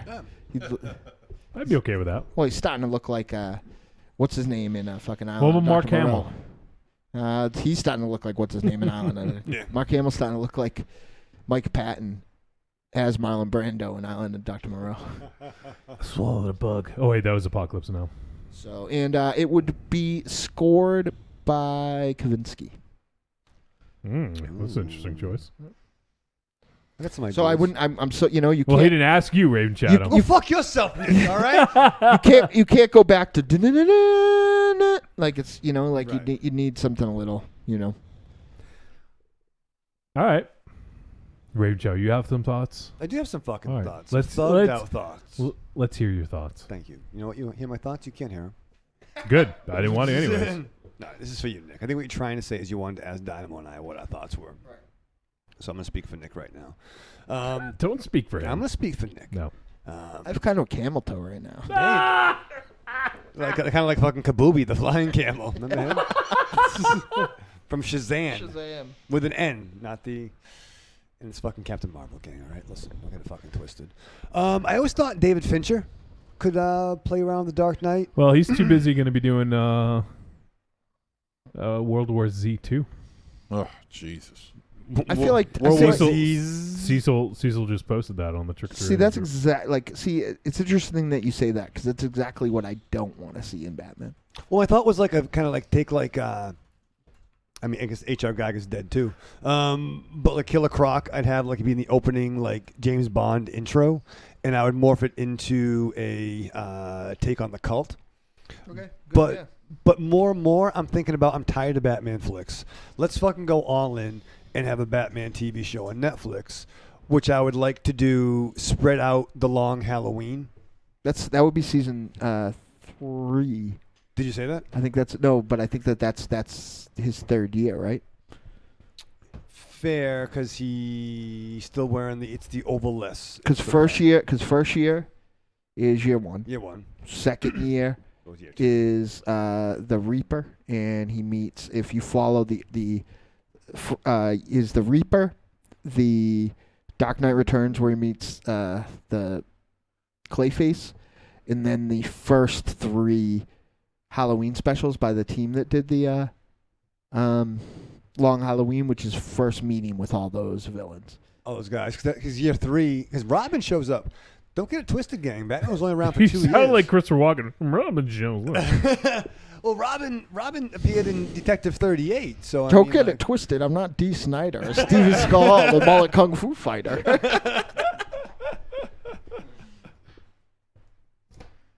Yeah, that's it. You got any more thoughts? I guess I'm fucking wrong. I agree with the Netflix show. You know what I'm saying? Like, yeah. That one I disagree.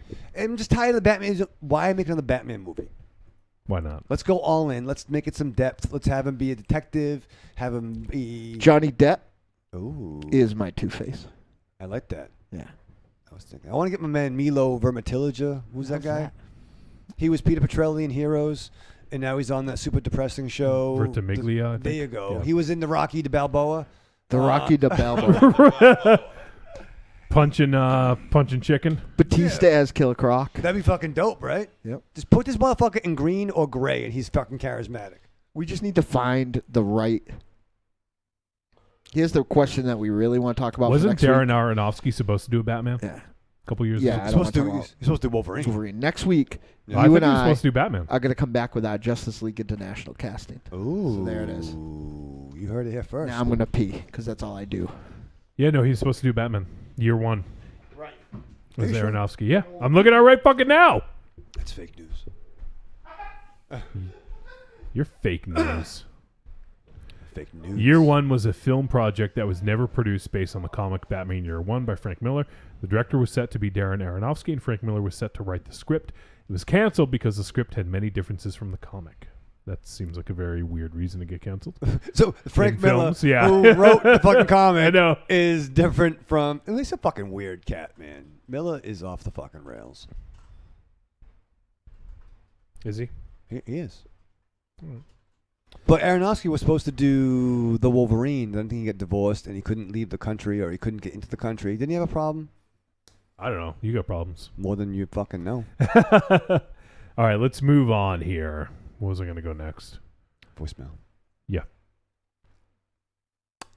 I was going to read the chat room. That's what I was going to do. In the chat room, let's see.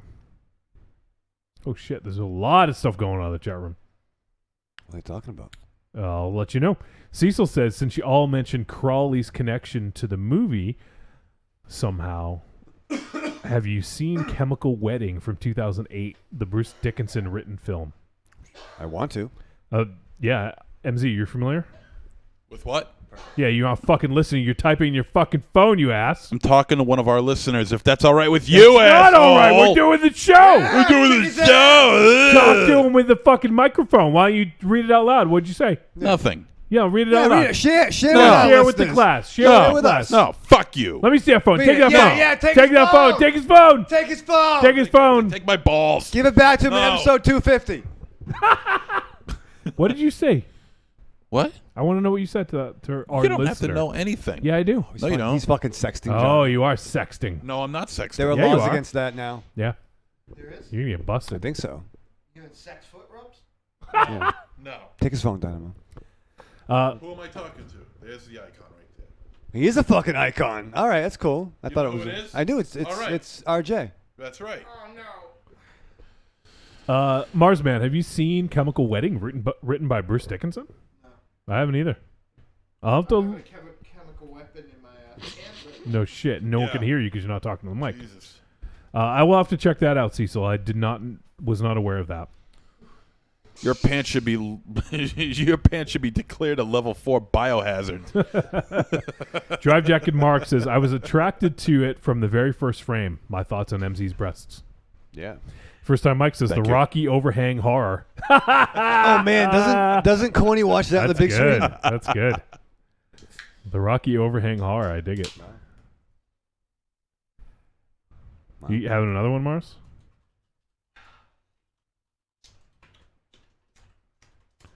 Jesus Christ, he's smacking his lips. It's not my lips, Johnny. Let's see. First time Mike, this is 20 minutes ago. He thinks that maybe you're the spider bite. He thinks it might be a vampire bite. Have you counted any vampires lately? 30 Days of Mike. Ooh. Corny says MC needs some sun. That was when your boobs were hanging. Yes. I know. I'm very, very pale. I don't go out in the sun. I don't like going out in the sun because I burn very, very easily. Drive Jack and Mark says, nice tits I and am. sturdy pair of thighs. What more do you want? Thank you. First time Mike says, Sadate, my main damies. Slide your penny on a running. And he also says, Pootie Tang is fucking genius. You're damn right. Bet your ass. And Cecil says, this is the best visual episode. I don't know about that. Did you see when Miss M was on last week? Yeah, right. I mean, this must be your first episode. Drive Jack and Mark says he misses Unchained. Oh, so you're the one. He says, those guys were my kindred spirits. Raven J is hanging out. What's up, Raven J? Hello. Drive Jack and Mark says, hey, Raven, you missed on the best titties you've ever seen. And you missed Dynamo's bare ass. Cecil said, great bad answer. And, Raven J wants to know with the chocolate thingies in the container. They're fudge brownies. And Cecil also says Mike Patton could still do it. That voice, Brando forever. Right. And he said Fincher can do anything. Thank you. Corny says Jude Law would be a good Riddler. Fair. Could see that. Drive Jack and Mark says, a great thought just occurred to me. Next Halloween, MZ should put a nappy on, get a bow and arrow, and go as a Cupid. Yeah, you should. Creepy Girl's now hanging out. She said, just getting home from work, went in at 9 a.m. Wow, that sucks. What time is it in Florida?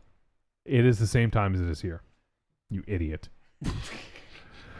Corny says, I thought Dark Victory was the end of the gangster age. I'm still gangster, baby. And I think that's it. I think we're all caught up.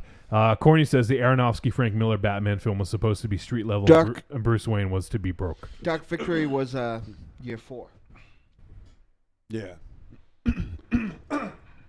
Excuse me. No. Damn it. All right, let's go to another voicemail. Let's hear from... I guess fuck it. We'll finish the Nick Power Hour. Number 3 from Nick in a row.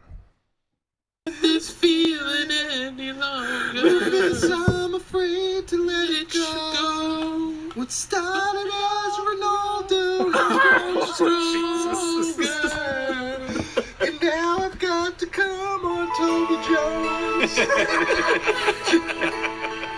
Mars is gonna cry. Hear a tiny laugh. It's a Velvet Horse song. I don't know. I guess we're going to hear the whole thing. I can't fight Monster Zero any longer. But when I see him, I get a giant bone. I'm talking to all my Spanish brothers in Brazil and in Portugal. But I can't go on without you. Even Carrie and Rufus and Ronaldo bring me down. Are they Spanish? My back gets thrown out disc 32. And I gotta see chiropractor every time they're near. And even if he's ugly, he gives me quite a fright. He's like an aroused goblin in a dormitory in a cold dark.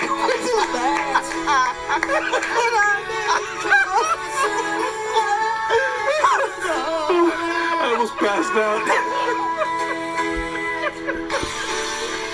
Because I can't find the zero anymore.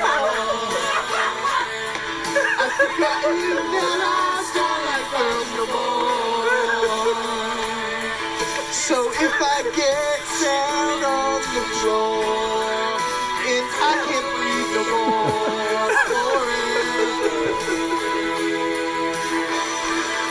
because I don't like no mercy anymore.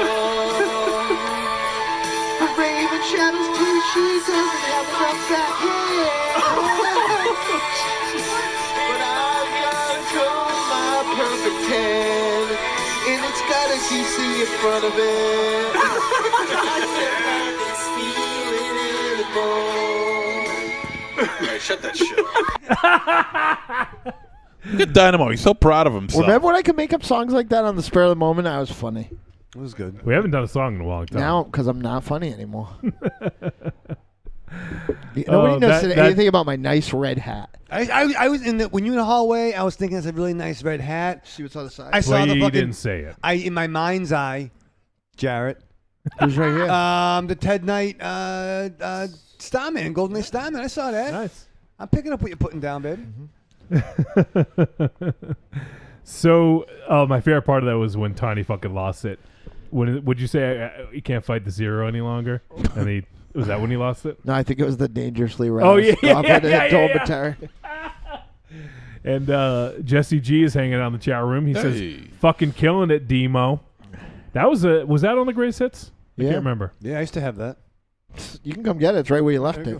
I forget what episode that was on. Remember on Take It Tomorrow. Nice. What was it? The Barbarian Sound Studio one? Yeah. Okay. So it was on the Barbarian Sound Studio. Because we were also talking about Michael Ravenchild wanting to come on Toby Jones. That's right. Yes. Yeah, why'd you want to come on Toby Jones? I don't know. I said that. You were mad at me that episode, Johnny. I was? Oh, so I thought maybe you'd get jealous. What? What? You were angry with him. I'm always angry with him. What? Yeah, there's some deep-seated on that one. That was a weird one. Yeah, that was a weird one. That was weird. Check it out. You know what? Why don't you fucking buy the best of? Why don't you fucking buy the best of? Why don't you give me $1 and I'll buy the best of? I got your dollar hanging. What does that mean? Plug, promotion. Like, I think if you were to go on to trickortreatradio.com, you could get for the price of 2, you can get 2 of them. Discs. The fucking dough for Dynamo's a thing. You can get 19 songs for $19. That's true. Or 7. But spend 19. What are you going to do?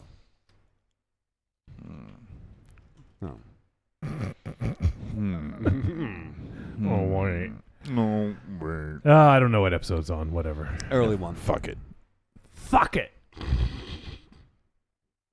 Dry Jack and Mark, I don't know what voice he's referring to, but he said that voice just made my dick shrivel up like an old prawn. Brian Heim. Oh, yours? All right. Well, there you have it. That wasn't really Nick, but Nick had sent in the... he loves the I Can't Fight Mazda Zero any longer song. Shriveled up like an old prom date. All right, let's hear from Raven Shadow's nemesis and Dynamo's running partner in 2020, Evil Corny. Hey guys, this is Cornelius. I want to apologize for Raven Shadow. Thank you. A lot of apologies. Lately, it seems like I've just been going on my way to pick with him about little things on the show, and he's really been doing better. You know, the last couple of weeks watching all the movies and everything. Don't apologize. Thank you. I just, he's a good guy and everything. I just don't want to make it seem like I'm going on my way to pick with him or anything. And he's a good part of this show. No, he's not. Let Corny talk. But in 2020, when me and Mars are president and vice president of this United States, I'm going to make sure Raven Shadow's on a fucking rocket heading to Mars. Have a happy birthday, Beck, and y'all have a good Aliens Day. You're going to be on the fucking rocket, Raven Shadow. What do you think of that? A rocket to Russia? Yeah, you can visit our buddy Ivan from Kostroma. Yeah, I'm gonna go. Yeah. I'm gonna go international, baby. Bring some mustard with you. Yeah. Yeah. I hear they're short of mustard over And there. some pumpernickel. Yeah. You're going to be the Raven Shadow man. Yeah. I was gonna back your constituencies. What? Your what? Constituencies. Constituencies? Oh, Isn't that a thing? Is you like a... You are the Vladimir Putin of the English language. You know that? I'm Evil Corny, and I'll approve this message. Listen, I'm going to be part of the caucus. Oh, yeah, you're going to put the cock back in caucus. I love... He's going to put the ass back in caucus. Of all the various justice leagues in society, I want to do the Justice Caucus. That's very funny to me. Caucus. Yeah. Caucus. Caucus. It's a great word. Not crocus, but caucus. All right, well, why don't we hear... Hey, Raven Shadow, what's the name of the bully cop? The bully cop? You want to...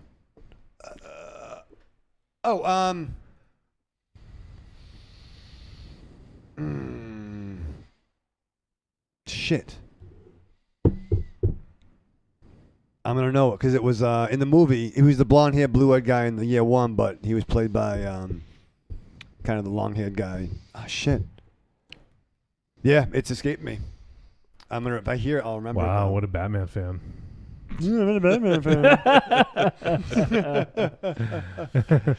Drive Jack and Mark says rocket to nowhere, North Korean rocket. Yeah, put it in a bottle, and then put it in a can, and light it. Just super glue him to the tip of the rocket. And first time Mike says, nice one, corny. It's the first time, Mike. Slow it down. Or just ride the rocket like that guy does Slim Pickens? Slim Pickens in Doctor Strangelove. Finwick, Phineas Ferb? Yeah. Wait, what are we looking up? The bully cop. Bully cop in what? Year 1. And Batman Begins. Fenwick, Fizzywig. Brandon? Brad. Howard Brandon? No. Fuck. Suck it.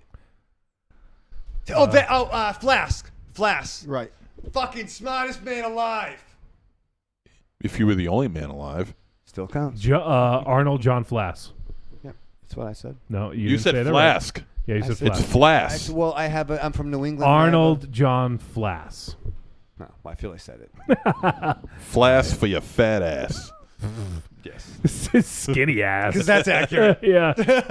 Gluteus minimus. It takes 2 of Raven Shadow to make an ass out of like either one. I know, he's got an ass the size of a goddamn thumbnail. I got a fucking ass like a fucking 10-year-old boy. Come on. And MZ has the hair of a 10-year-old boy. Yeah. We could be in business. What you do together? We would do great in the Philippines. We'll see. We'll see you there, Mark. Drive Jacket, Mark. We'll see you there. Yeah, Flask. I got you, boo. No internet required. All right, let's hear from Drive Jacket Mark. Hey guys, it's Drive Jacket Mark here. Dude. I'm just calling What's up, in. buddy? I just wanted to say sorry to MZ. I'm just busting your balls, mate. I think I just made those jokes because that body, it brought back some memories from my childhood. I felt something deep and dark stirring in my pants. Just seeing that hairless, smooth body, it invokes something. It's not that hairless. Really so hairless. Primal in me that I can't explain. But I just want him to know, whenever you feel the need, take that shirt off. And I'll always be ready to have my say and tell you how I'm feeling. Alright guys, love you. See you later. Keep your doors unlocked. And check out FilipinoCupid.com. Because there's been some good stuff happening on there. Lots of tears, lots of crying, lots of late night phone calls. But I'll update you that on another time. Alright, see ya. You know, my body is not that hairless. I do have some hair. Yeah, you on have this like body. 2 hairs on your chest. What am I? What was this? Like Charlie Brown chest? I got hair on my chest. It's just not that noticeable. Count I do them. have- Count Yeah, them. it's just invisible. Count this. Yeah, it's as many hairs as you have. Fuck off. And you know, what is this? Everyone's apologizing to people Yeah, today. this is like Everyone's I ain't apologizing. apologizing to any of you fucks. No, but nobody's apologizing to you either. Yeah. Yeah, because no one did anything wrong. So far, we have all been apologized to for various reasons that don't need any, any apology. You, on the other hand, haven't gotten any apologies yet. Because I don't do anything wrong. No, you haven't gotten any apologies yet, dipshit. Not you haven't said any apologies. You haven't gotten any apologies. I don't need any apologies. Oh, for Christ's sake. You've been sitting around this guy for far too long. All right. Thanks, Mark. Filipino Cupid sounds pretty interesting. Yes, I'm going to go on there right now. They're blowing You up should now. create a Trick or Treat radio account. Yeah. Oh, how funny would that be? We can update everyone every week. Yeah, one lucky listener donate to our next. We'll set you Let's up. see. Filipino Cupid. If you don't donate $100 to Dough for Dynamo, we will hook you up with. Filipino Cupid. Join with Facebook. Yeah, let's do that. That's a smart move. What happens if you do that? And Facebook will acknowledge that you're signing in through them. It'll probably and post shit on your and Facebook it'll post, page. Yeah. Oh, yeah, it'll post shit on your Facebook page saying Monster Zero has messaged Ladyboy 201. Oh man, there's so much shit going on here. I'd love to sign in, but Drive Jack and Mark says Popeye's head has more hair on it. Professor X has more hair on his head. All right, let me hear what you guys think. I had my Batman season 1. Oh, yeah. I thought you creating a Filipino Cupid account. No. So Batman the whole show directed by Evans. All right. Giraffe Evans. Gareth. With his raid posse doing all the fight scenes and stunts for Batman. Okay. Posse. The Red Hood gang, would be nameless people, but they'd be a big part of it. But the main one, of course, would be, you'd find out at the last minute, would be played by Mike Patton. Okay. The mutant, and by the way, this casting is like I did all time, right? All time. Yep, like anybody ever. Okay. In their prime. Yeah, if I'm gonna do a fucking dream thing, might as well fucking swing for the fences. Okay. Hold on, I forgot this one. Okay. The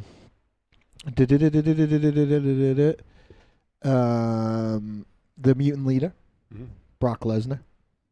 Okay. But were they in modern time? They will be, yeah. I want Gotham to be like fucking seem like the Warriors meet Mad Max. I want it to be completely fucking out of control. Right? Jeff Combs is the Riddler. Yeah, I like that one. John Travolta as Carmine Falcone. Interesting. Sam Jacks is Commissioner Gordon. Motherfucking Batman. Get this motherfucking signal off my motherfucking rooftop. John Cena as Flash. Detective Eason, Gillian Anderson. What is it? Detective Eason, Gillian Anderson. Okay, yeah. She's the officer that Gordon has the affair with. Detective John Kimball. Catwoman, Carrie Ann Moss. Okay. Harvey Dent, Johnny Depp. Okay. And you only hear his voice in like flashback things, but you never see him. Wait, who was it? Johnny Depp is. He's playing Harvey Stimmy Harvey Dent, yeah. And you only hear his voice in flashbacks. You don't see him in training things, right? Christopher Lee is Ra's al Ghul. Oh, I think he's even had that facial hair before. Yeah, that'd be dope. What's his name? Ra's al Ghul? Ra's al Ghul. Ra's al Ghul. I want Gotham to Gotta almost Google. be like Detroit now.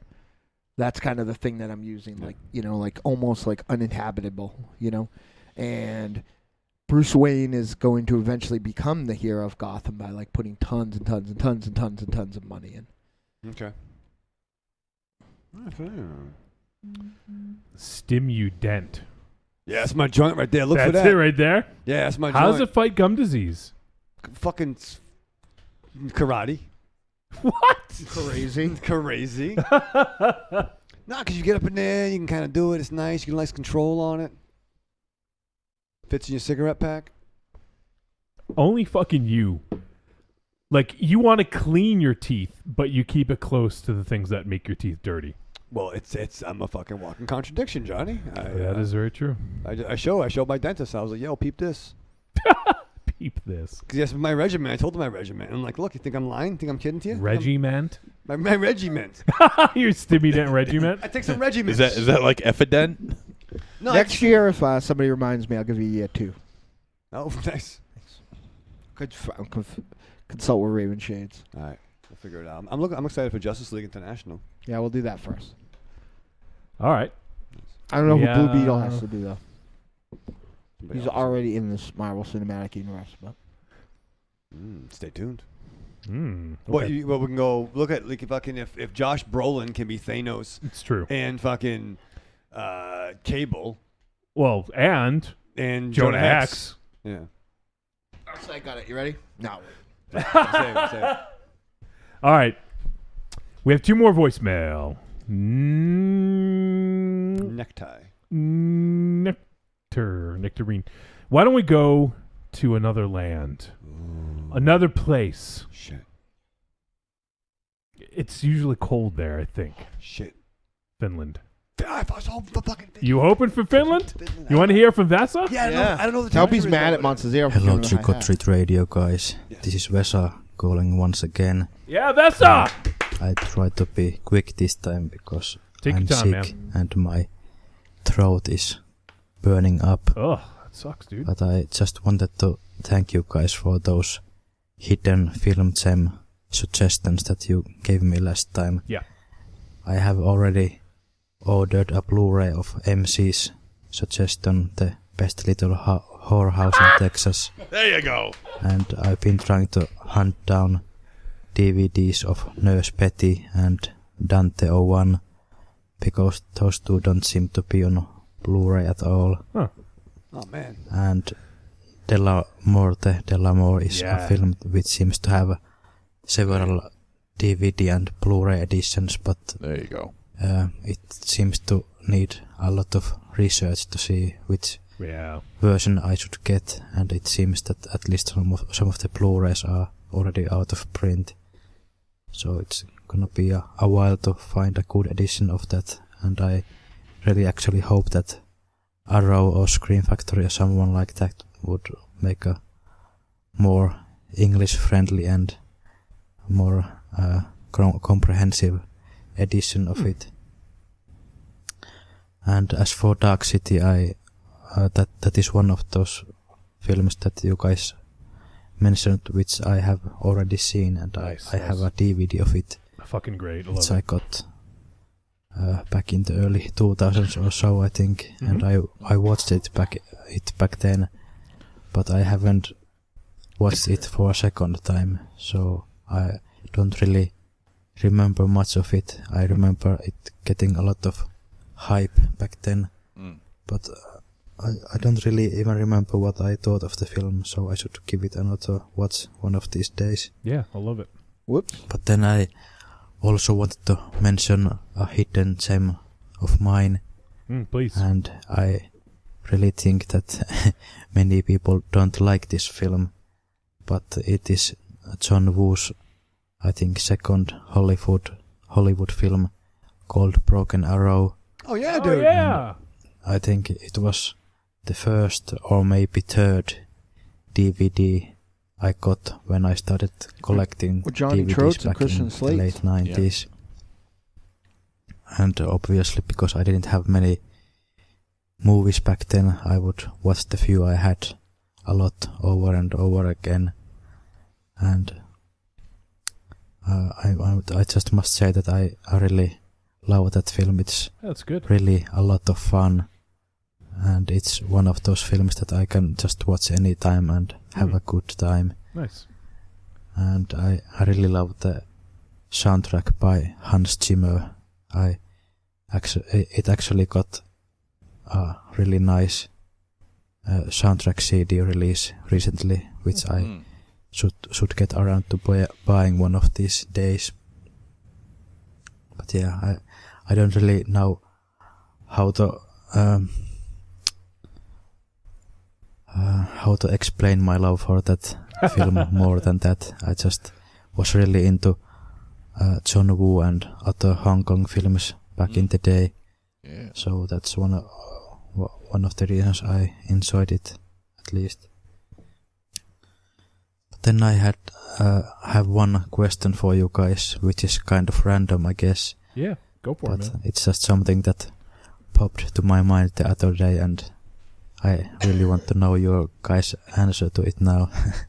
And that is, did you guys ever have a toy in your childhood that scared the shit out of you? Oh, that's a good question. I got this Yes. huge teddy bear when I was little. Like, I don't remember the exact age, but I don't think I was even in school or anything yet. And I got it for Christmas one year, and it was this big teddy bear that stands on 2 feet and has this blue cap on his head, and it was just really tall, bigger than me. And I remember that I would have nightmares of it. Like, especially this one dream is vividly still in my mind, where I was dreaming that I was in our kitchen, and I was laying on the floor on my stomach, and the teddy bear was on top of me and stabbing me with a huge knife. And my mom was just making food in the kitchen and did not pay any attention to it. And so then when I would be awake during daytime, I would like give my revenge to the teddy bear and beat him up in really all kind of ridiculous ways and so on. So do you guys have any similar stories to share with me? That would be awesome to hear. But yeah, that is all for now. Thank you guys again for listening to my voicemail, and see you guys next time. Bye. Bess is awesome. Yeah, thanks, Vesa. So you guys think of answers to that question, but he had mentioned that he was looking into the hidden gems we mentioned. Mars, since you weren't here, do you have any hidden gem movies off the top of your head that maybe people don't really talk about very often? We mentioned Best Whorehouse in Texas. What did you mention? I did Nurse Betty. Nurse Betty with Morgan Freeman, The Rock. No, Chris Rock, not The Rock. Chris Rock. I had mentioned a few. I mentioned Dante 01 was the main one, but the other ones were Della Morte, Della More, and Dark City, which most people have seen or heard of. Sure. But I just wanted to mention them. I would say I really, really love Heroic Trio. Okay. That's one that even I forget about when I'm talking about. Yeah. Good films, and probably for like a hidden gem, like a movie I love, similar to how he described Broken Arrow. Like he understands that a lot of people probably don't like it. I'm gonna say Kung Fu Zombie. I'm a big fan of that one, and yeah, good flick. Cool. So the question that he had asked, well, actually, let me follow up. He sent a follow up just email, and he said we didn't have to mention it, but I figured it's just real quick. He says, I mentioned a hidden gem of mine in the voicemail, but I just realized I should have mentioned another film as well, which is The Substitute, starring Tom Berenger. Yeah. Then later on. It's a lot like the film Class of 1984, with a substitute teacher taking on a school of very troubled, violent teens. It's just as good of a film as Class of 84, in my opinion, but I never hear of anyone talking about it. You guys should check it out if you haven't already seen it. Well, there was a bunch of, there was a wave of like... I think we all have seen that one. Three of them. Substitute, I think there's like three of them. It started with Tom Berenger was the only in the first one, though, right? Yeah, and then it went... I forget who it went to. Sasha Mitchell? Sasha Mitchell, that's right. The kickboxer. Yeah. But there was a bunch of those like teacher whooping ass movies, down from the Crazy Joe, but you can call him a Batman, to Lean on Me. Lean on Me. I think Jim Belushi had a joint where he was running amok. Oh yeah. The principal. The principal, right? Yeah, the principal. But no, Substitute was dope. Yeah, no, that's a good movie. I haven't seen it in a very long time though. It's like literally been since the mid '90s, I think, or late '90s, whenever. Yeah, that's crazy. So just another one. So do you guys have any toys that scared you? Toys. I could think of one. It wasn't really a scare. I guess you could say it was a scare, but it was more intense than anything. Perfection. The game of perfection. Oh, okay. Because you're trying to get those damn pieces in those little slots, and it's like you're down to the last second. You got one piece left, and you're just like you're sweating bullets just trying to get the fucking thing in there, and you can't do it. Next thing you know, all the pieces pop up and they fall all over the place, falling over the fucking floor and everything. Then you got to pick them up. Yeah. But that it was more of an intense game than it was scary. It was at times it did get scary because you'd be lost in what you're doing, and next thing you know, the shit would fly up into your face, and you're like, holy shit. Yeah. So that. Yeah. Oh yeah. Yeah, that would be it. It's perfection. Perfection. Oh yeah. Oh yeah. Yeah, and it's that clicking sound that does not help. Yeah. And you're freaking the hell out trying to get it done. How long do you have? Was it like 30 seconds? It was like 30 seconds or a minute or something like that. I forget how long it was. You ready? Or 45 seconds, something like that. Oh my God. Did it ever change? Did it ever change? No. This was it, man, and it just fucked with your brain. It was like, and your nerves. It's like a Jack in the Box, right? Pretty much, yeah. The same idea. Yeah. So it's a square box. You got to push down. Oh my God! Is he gonna do it? Yep, they got it. The person in the video got it. Huh.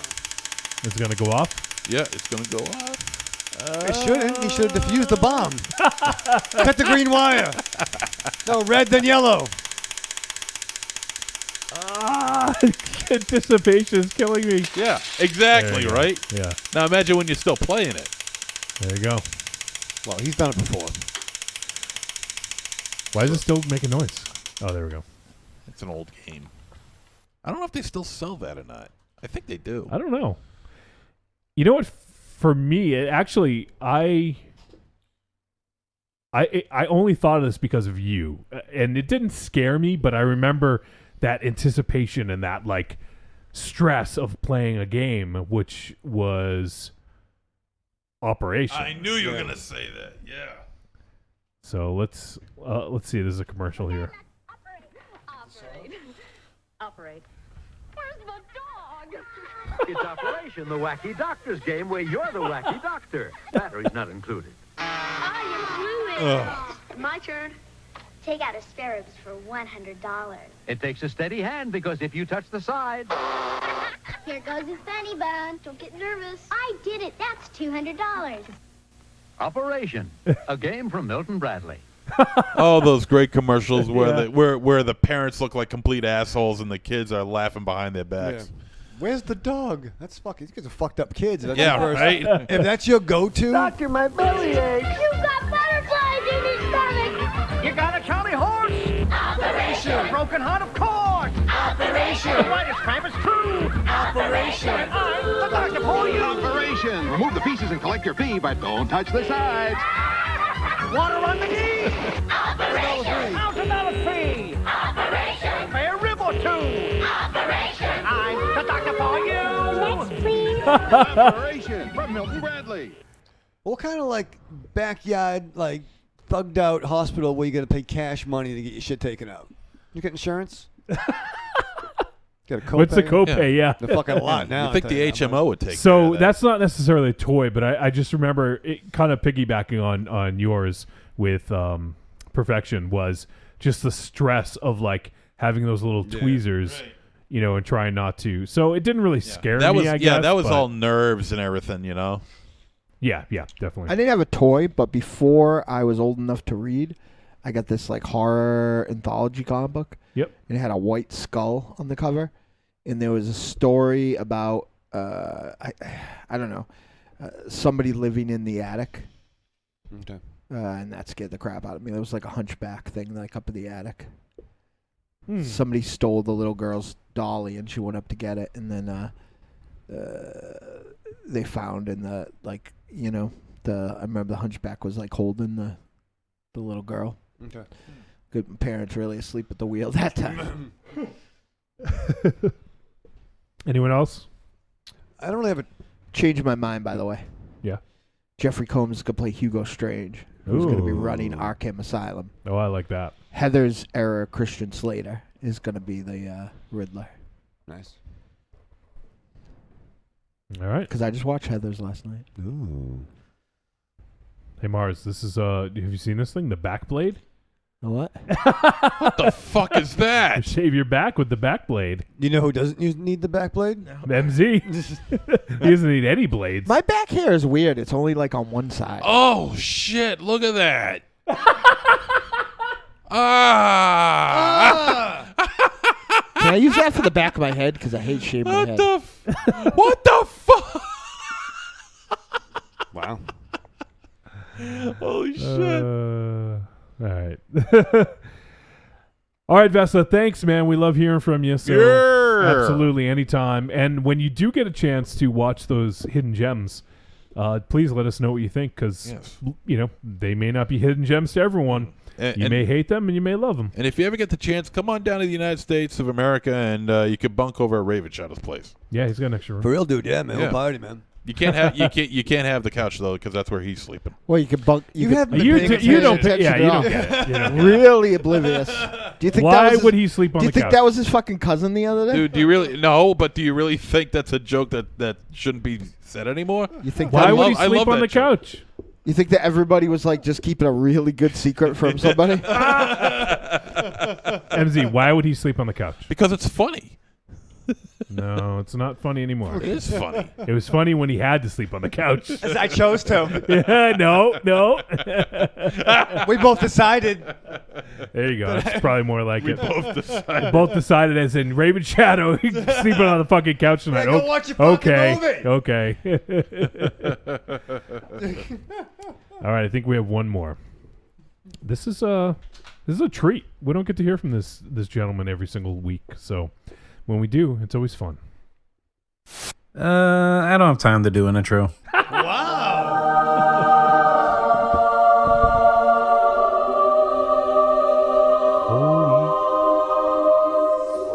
Holy shit. With Reverend Scott.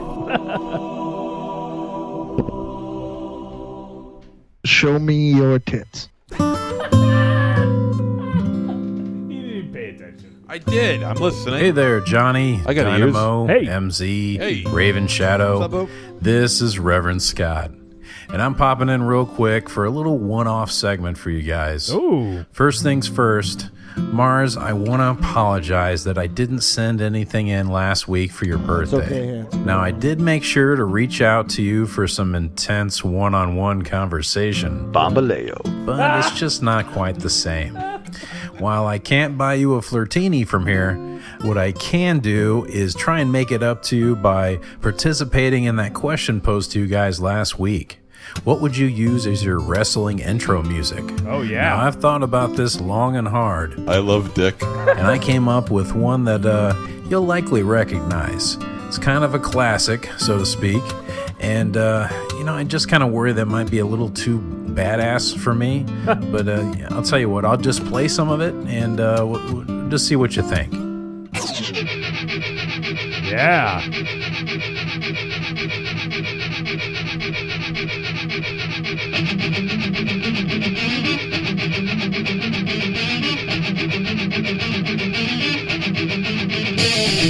Tiptoe through the window, through the window, that is where I'll be. Come tiptoe through the tulips with me. Oh, tiptoe from the garden, of the willow tree, and tiptoe through the tulips with me. Guys, I'm cutting that off. I was right. It's just too badass for my intro. I'll just go back to the drawing board, and maybe I can come up with something better next time. But until then, peace and love, guys.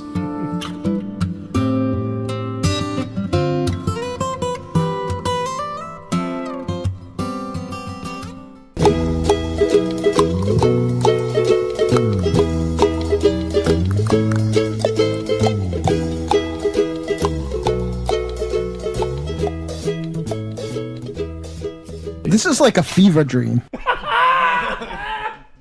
That is probably the most badass theme song I've ever heard. I was actually getting ready to jam out. Threw me for a loop there. Come on! That is pretty awesome. Oh, and Reverend Scott just popped in. Hey. Wow. That's good timing. Irony.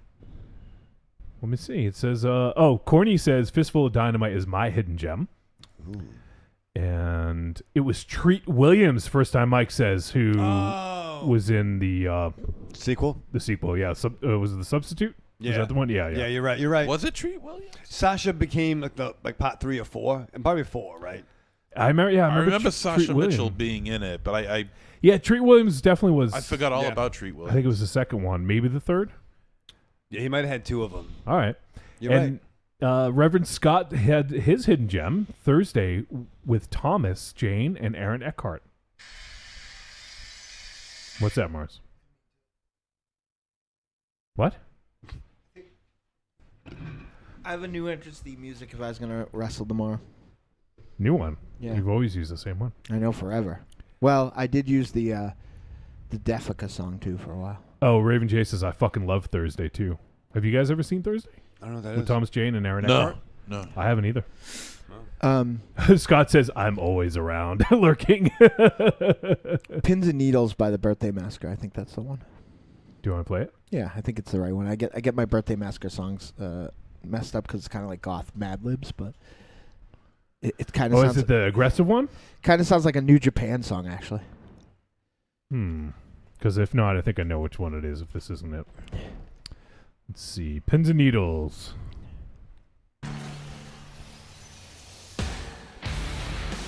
Is that the one? I think so. It's too badass for you. Yeah. This one's good though. Yeah. Really? It's not this one. Is it Two Hearts? I think it is. Two Hearts? Well, I like that.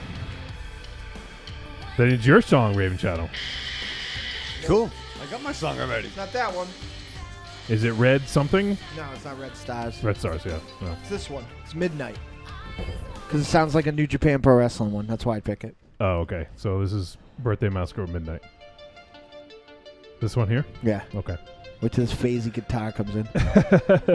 Could be Yeah. a Okada running down the rope. I'm going to talk over it so it don't Yeah. get dinged.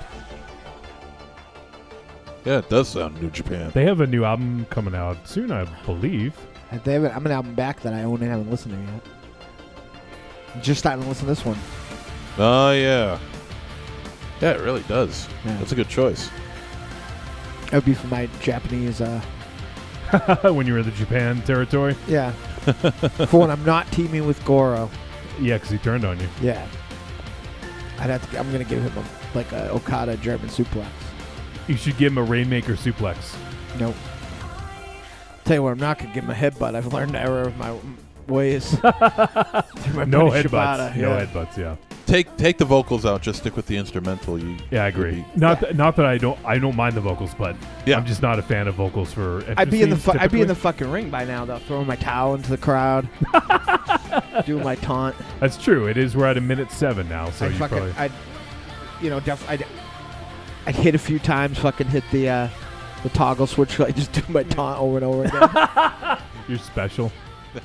That's good. Yeah, I think that's a pretty good one. Let's get down to brass tacks. Who's gonna come play Mortal Kombat with me? Fuck me, I will. Yeah, and I'm gonna be Jason Voorhees. I'm gonna fucking stab the shit out of you. I got the XL version that came with all those guys. Nice. Yeah. Of course, it's coming tomorrow, so it's gonna sit on my porch in the rain. So I'll probably never get to play any of it. So Reverend Scott says, rad flick I never hear people talk about. He was referring to Thursday. Raven J says, yeah, it's super expensive. Otherwise, I'd own it. It's seriously one of my favorite movies. And and Raven J says, it's on Blu-ray for $25. Not too bad. I haven't looked in a while. Ooh, I have a good Penguin. He wouldn't be in this season, though. I'll have to wait. Reverend Scott says, I own the unrated DVD. I'd love a Blu-ray. Raven Shaw's going to come on the Penguin. Ooh. Drive Jack and Mark asks... Is there a girl penguin? Drive Jack and Mark asks, I get to sleep on Raven Shadow's bar, right? Yeah, dude. We'll be under the bar. We'll be all over the fucking bar, dude. Don't leave Raven Shaw's door open, though. Yeah, I know. Cecil says, Heather's Christian Slater. Yeah. What about him as Joker versus Emilio Estevez Batman? No. Emilio can be in it. He wouldn't be a bad Joker, but not. You got see the key to the Joker is a fucking laugh that there's only been like 2 people that have ever fucking hit it. No, sorry, Jack Nicholson, not even close. And it's like Cesar Romero and then Mark Hamill.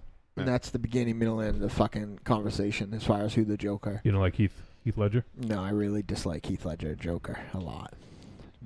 Very Not sad. quite as much as I like. I like Heath Ledger Joker better in Nirvana.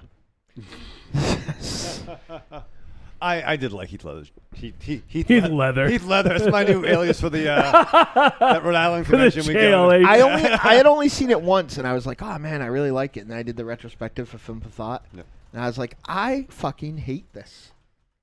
I liked it. I didn't like the makeup that he put on, but I didn't like the way they handled it. I didn't like how he was just kind of doing Jack Nicholson Joker, like. I didn't think so. No, I didn't see that. I think he definitely had a fucking plan that seemed to work out pretty well. I don't know. My favorite Joker will always be Batman the Animated Series Joker, but Fair. Only sometimes though, like it depends on who's writing him. But Right. Mark Hamill, like when that fell together, that was real great. And I agree with the Cesar Romero laugh. But I mean, imagine like listening to like second song in Angel Dust there. Land of Sunshine. Mhm. You Oh, know? yeah. Imagine just that maniacal laugh, you know? Yeah, sold.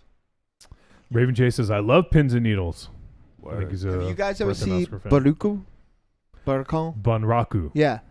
So it's imagine a mixture. I don't know, but the punchline is that Mike Patton does a Frank Miller like narration over the entirety of it. Really? Yeah, and it's awesome. Interesting.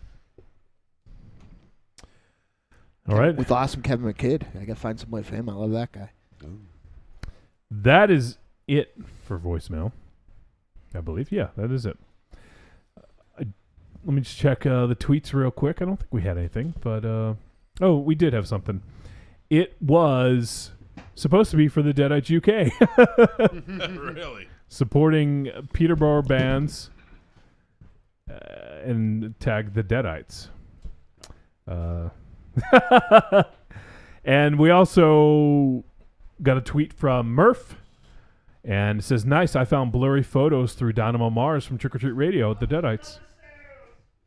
I think Mars just fell down the stairs. So Murph was just tweeting out and said that he found out about blurry photos, which I'm not familiar. I believe it's a podcast that Mars might listen to. Yeah, it says we're a podcast that covers a variety of strange and wonderful topics with an open but skeptical mind, humor, and rationality. Also puns, lots of puns. Yeah, we should try that sometime. Yeah. Rationality. Is that extenuating rationality? I think that's the fucking title. All right, well, I think we're going to start to wind down things. I don't know why Mars left. I don't think he realizes. Well, maybe not. Well, he's going to find out soon enough now. Yeah, well, maybe we'll end without him. Jeez. Yep. Oh, wow. So that's it for tweets. That is it for voicemail. No emails to speak of. We got 250 coming up, guys. You're looking at your phones. I'm looking at the calendar because No, you're not. Because that's the thing. Good segue, Johnny. Facebook has a calendar now? Yeah. Oh, wow. I look at that. get the calendar app. You don't even know what that is. What's a calendar? What I use to count down 2 weeks from tonight. Episode 250, Monster Zero forgot. I remember. Y'all remember. Y'all going to be here. It's going to be excellent. We're going to have Jean-Claude Van Damme's going to be here. No, he's not. Don't say that. Don't say that. Yeah. Dolph Lundgren's going to be here. Really? No. Mike Patton's going to be here. Patton's going to be here. Mark Hamill. I think what we're trying to say is What- that, what more is- importantly, Dynamo's going to be here with Dr. Pepper. Speak of the devil. What's the biggest? Is our next milestone the biggest? What do you think is the biggest milestone? Well, is it the next one, or is it was 200? Well, the next bigger? milestone is always the bigger milestone. So it's like WrestleMania. It's Yeah. always bigger and better than the last. Yeah, it'll always be the greatest of all time until the next one. Yeah, or it's like in the Brady in New England, just getting more Super Bowl rings. Reverend Scott says, I'm going to duck out. Peace and love, guys. Hey, Reverend Scott, thanks, man. We love hearing from you, and we appreciate you sending us a voicemail. What is this? I can't fight Monster Zero any longer. Is that from Raven J? Yeah. That's nice. We need to get that fucking coloring book. Right? Yeah. Oh, yeah, I just got it. Okay. That's good. So 250 coming Yeah, up. very exciting. How exciting. Very. Can't you tell? Well, looking at your nipples, I could. Oh, don't look it's at going to this. be a good show. It's going to be a good Speaking show. of exciting. Raven Shaw, don't look at this. Let's see here now. Jesus. I feel like it's my birthday. I know, right? Hey, it ain't our 250th episode yet. No. So what we should do is if we want to do something for 250, we need to think of it for next week so we can tell the folks, if they want to send us voicemails or whatever. So we'll think of something, and we'd love to hear from you guys. Obviously, any of the milestone episodes, it's nice to hear from folks. Although we've been hearing from folks all along. Like, you guys have been fucking awesome. Yeah. Like, last week we had 22 fucking voicemails, Mars. Most of them for you. Thank you.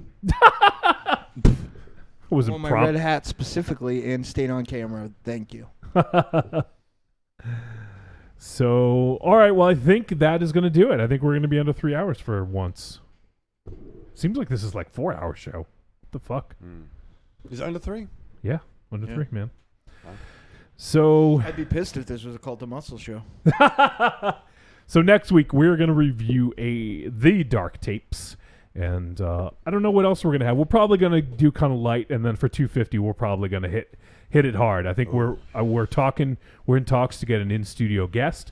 We're in talks to maybe get in a guest interview. So we'll see what pans out. Hopefully we'll have that information for you guys next week. Hopefully we know in advance so you guys can prepare. But yeah, we're looking forward to 250. It should be a fun. Can't imagine there won't be some deadites milling around with the way things have been going either. Yeah, let's hope so. Yeah. It'd be nice. We've had all of a sudden they're like us again. Yeah, I know. For some odd reason. So Cecil says lots to dig into this episode. I'll have to re-listen. Well, thanks, Cecil, man. We appreciate that. You're a cool dude. Yeah, Cecil's the best. He's I dig on you. He's so good, man. Yeah. All you guys hanging out are the fucking best that hang out on the live show Wednesday nights. For any of you guys that have not checked out a live show, you're listening on the podcast right now. You've never checked out a live show. Do you keep turning off your phone and turning it back on? Because my phone keeps telling me you're nearby. It's probably because he logs into Facebook. Oh. Episode 250. That's one you're going to want to tune in for, I'm guessing. So if you have never checked out a live Trick or Treat radio show, make plans. Episode 250 is going to be, let's get the date here. It's going to be May 10th. The greatest of all time. At 9 p.m. Eastern Standard Time. Shit, I might have missed that if they had moved my surgery. I'm glad you're not going to miss it. Right. So we'll hopefully have some information about that next week. So, all right, let's go ahead and start saying goodnight, MZ. Arrivederci, douchebags. Raven Shadow. Live fast, love hard, die with your mask on. Marsman. Remember, children, where we go, there you are. Drive Jack and Mark says lots of tits to dig into. Wow. And he says Cecil says you are all cool too. Great show and crowd. I love it. And he says tits butts. Yes. First time Mike says night guys. Happy birthday Beck. And Drive Jack and Mark says see you next week, Mike. So that is gonna do it for us. Beck's in effect. Just stop. Screw. So we want to thank thumbs down. The Ms. M thumbs down. Thumb of disapproval. All right, everyone. Thank you so much for hanging out, for everyone on the live show, everyone that contributed voicemail feedback, and also for all you folks listening to the podcasts out there in podcast land. We really appreciate it. And we will see you next week for episode 249. We're going to talk about the Dark Tapes.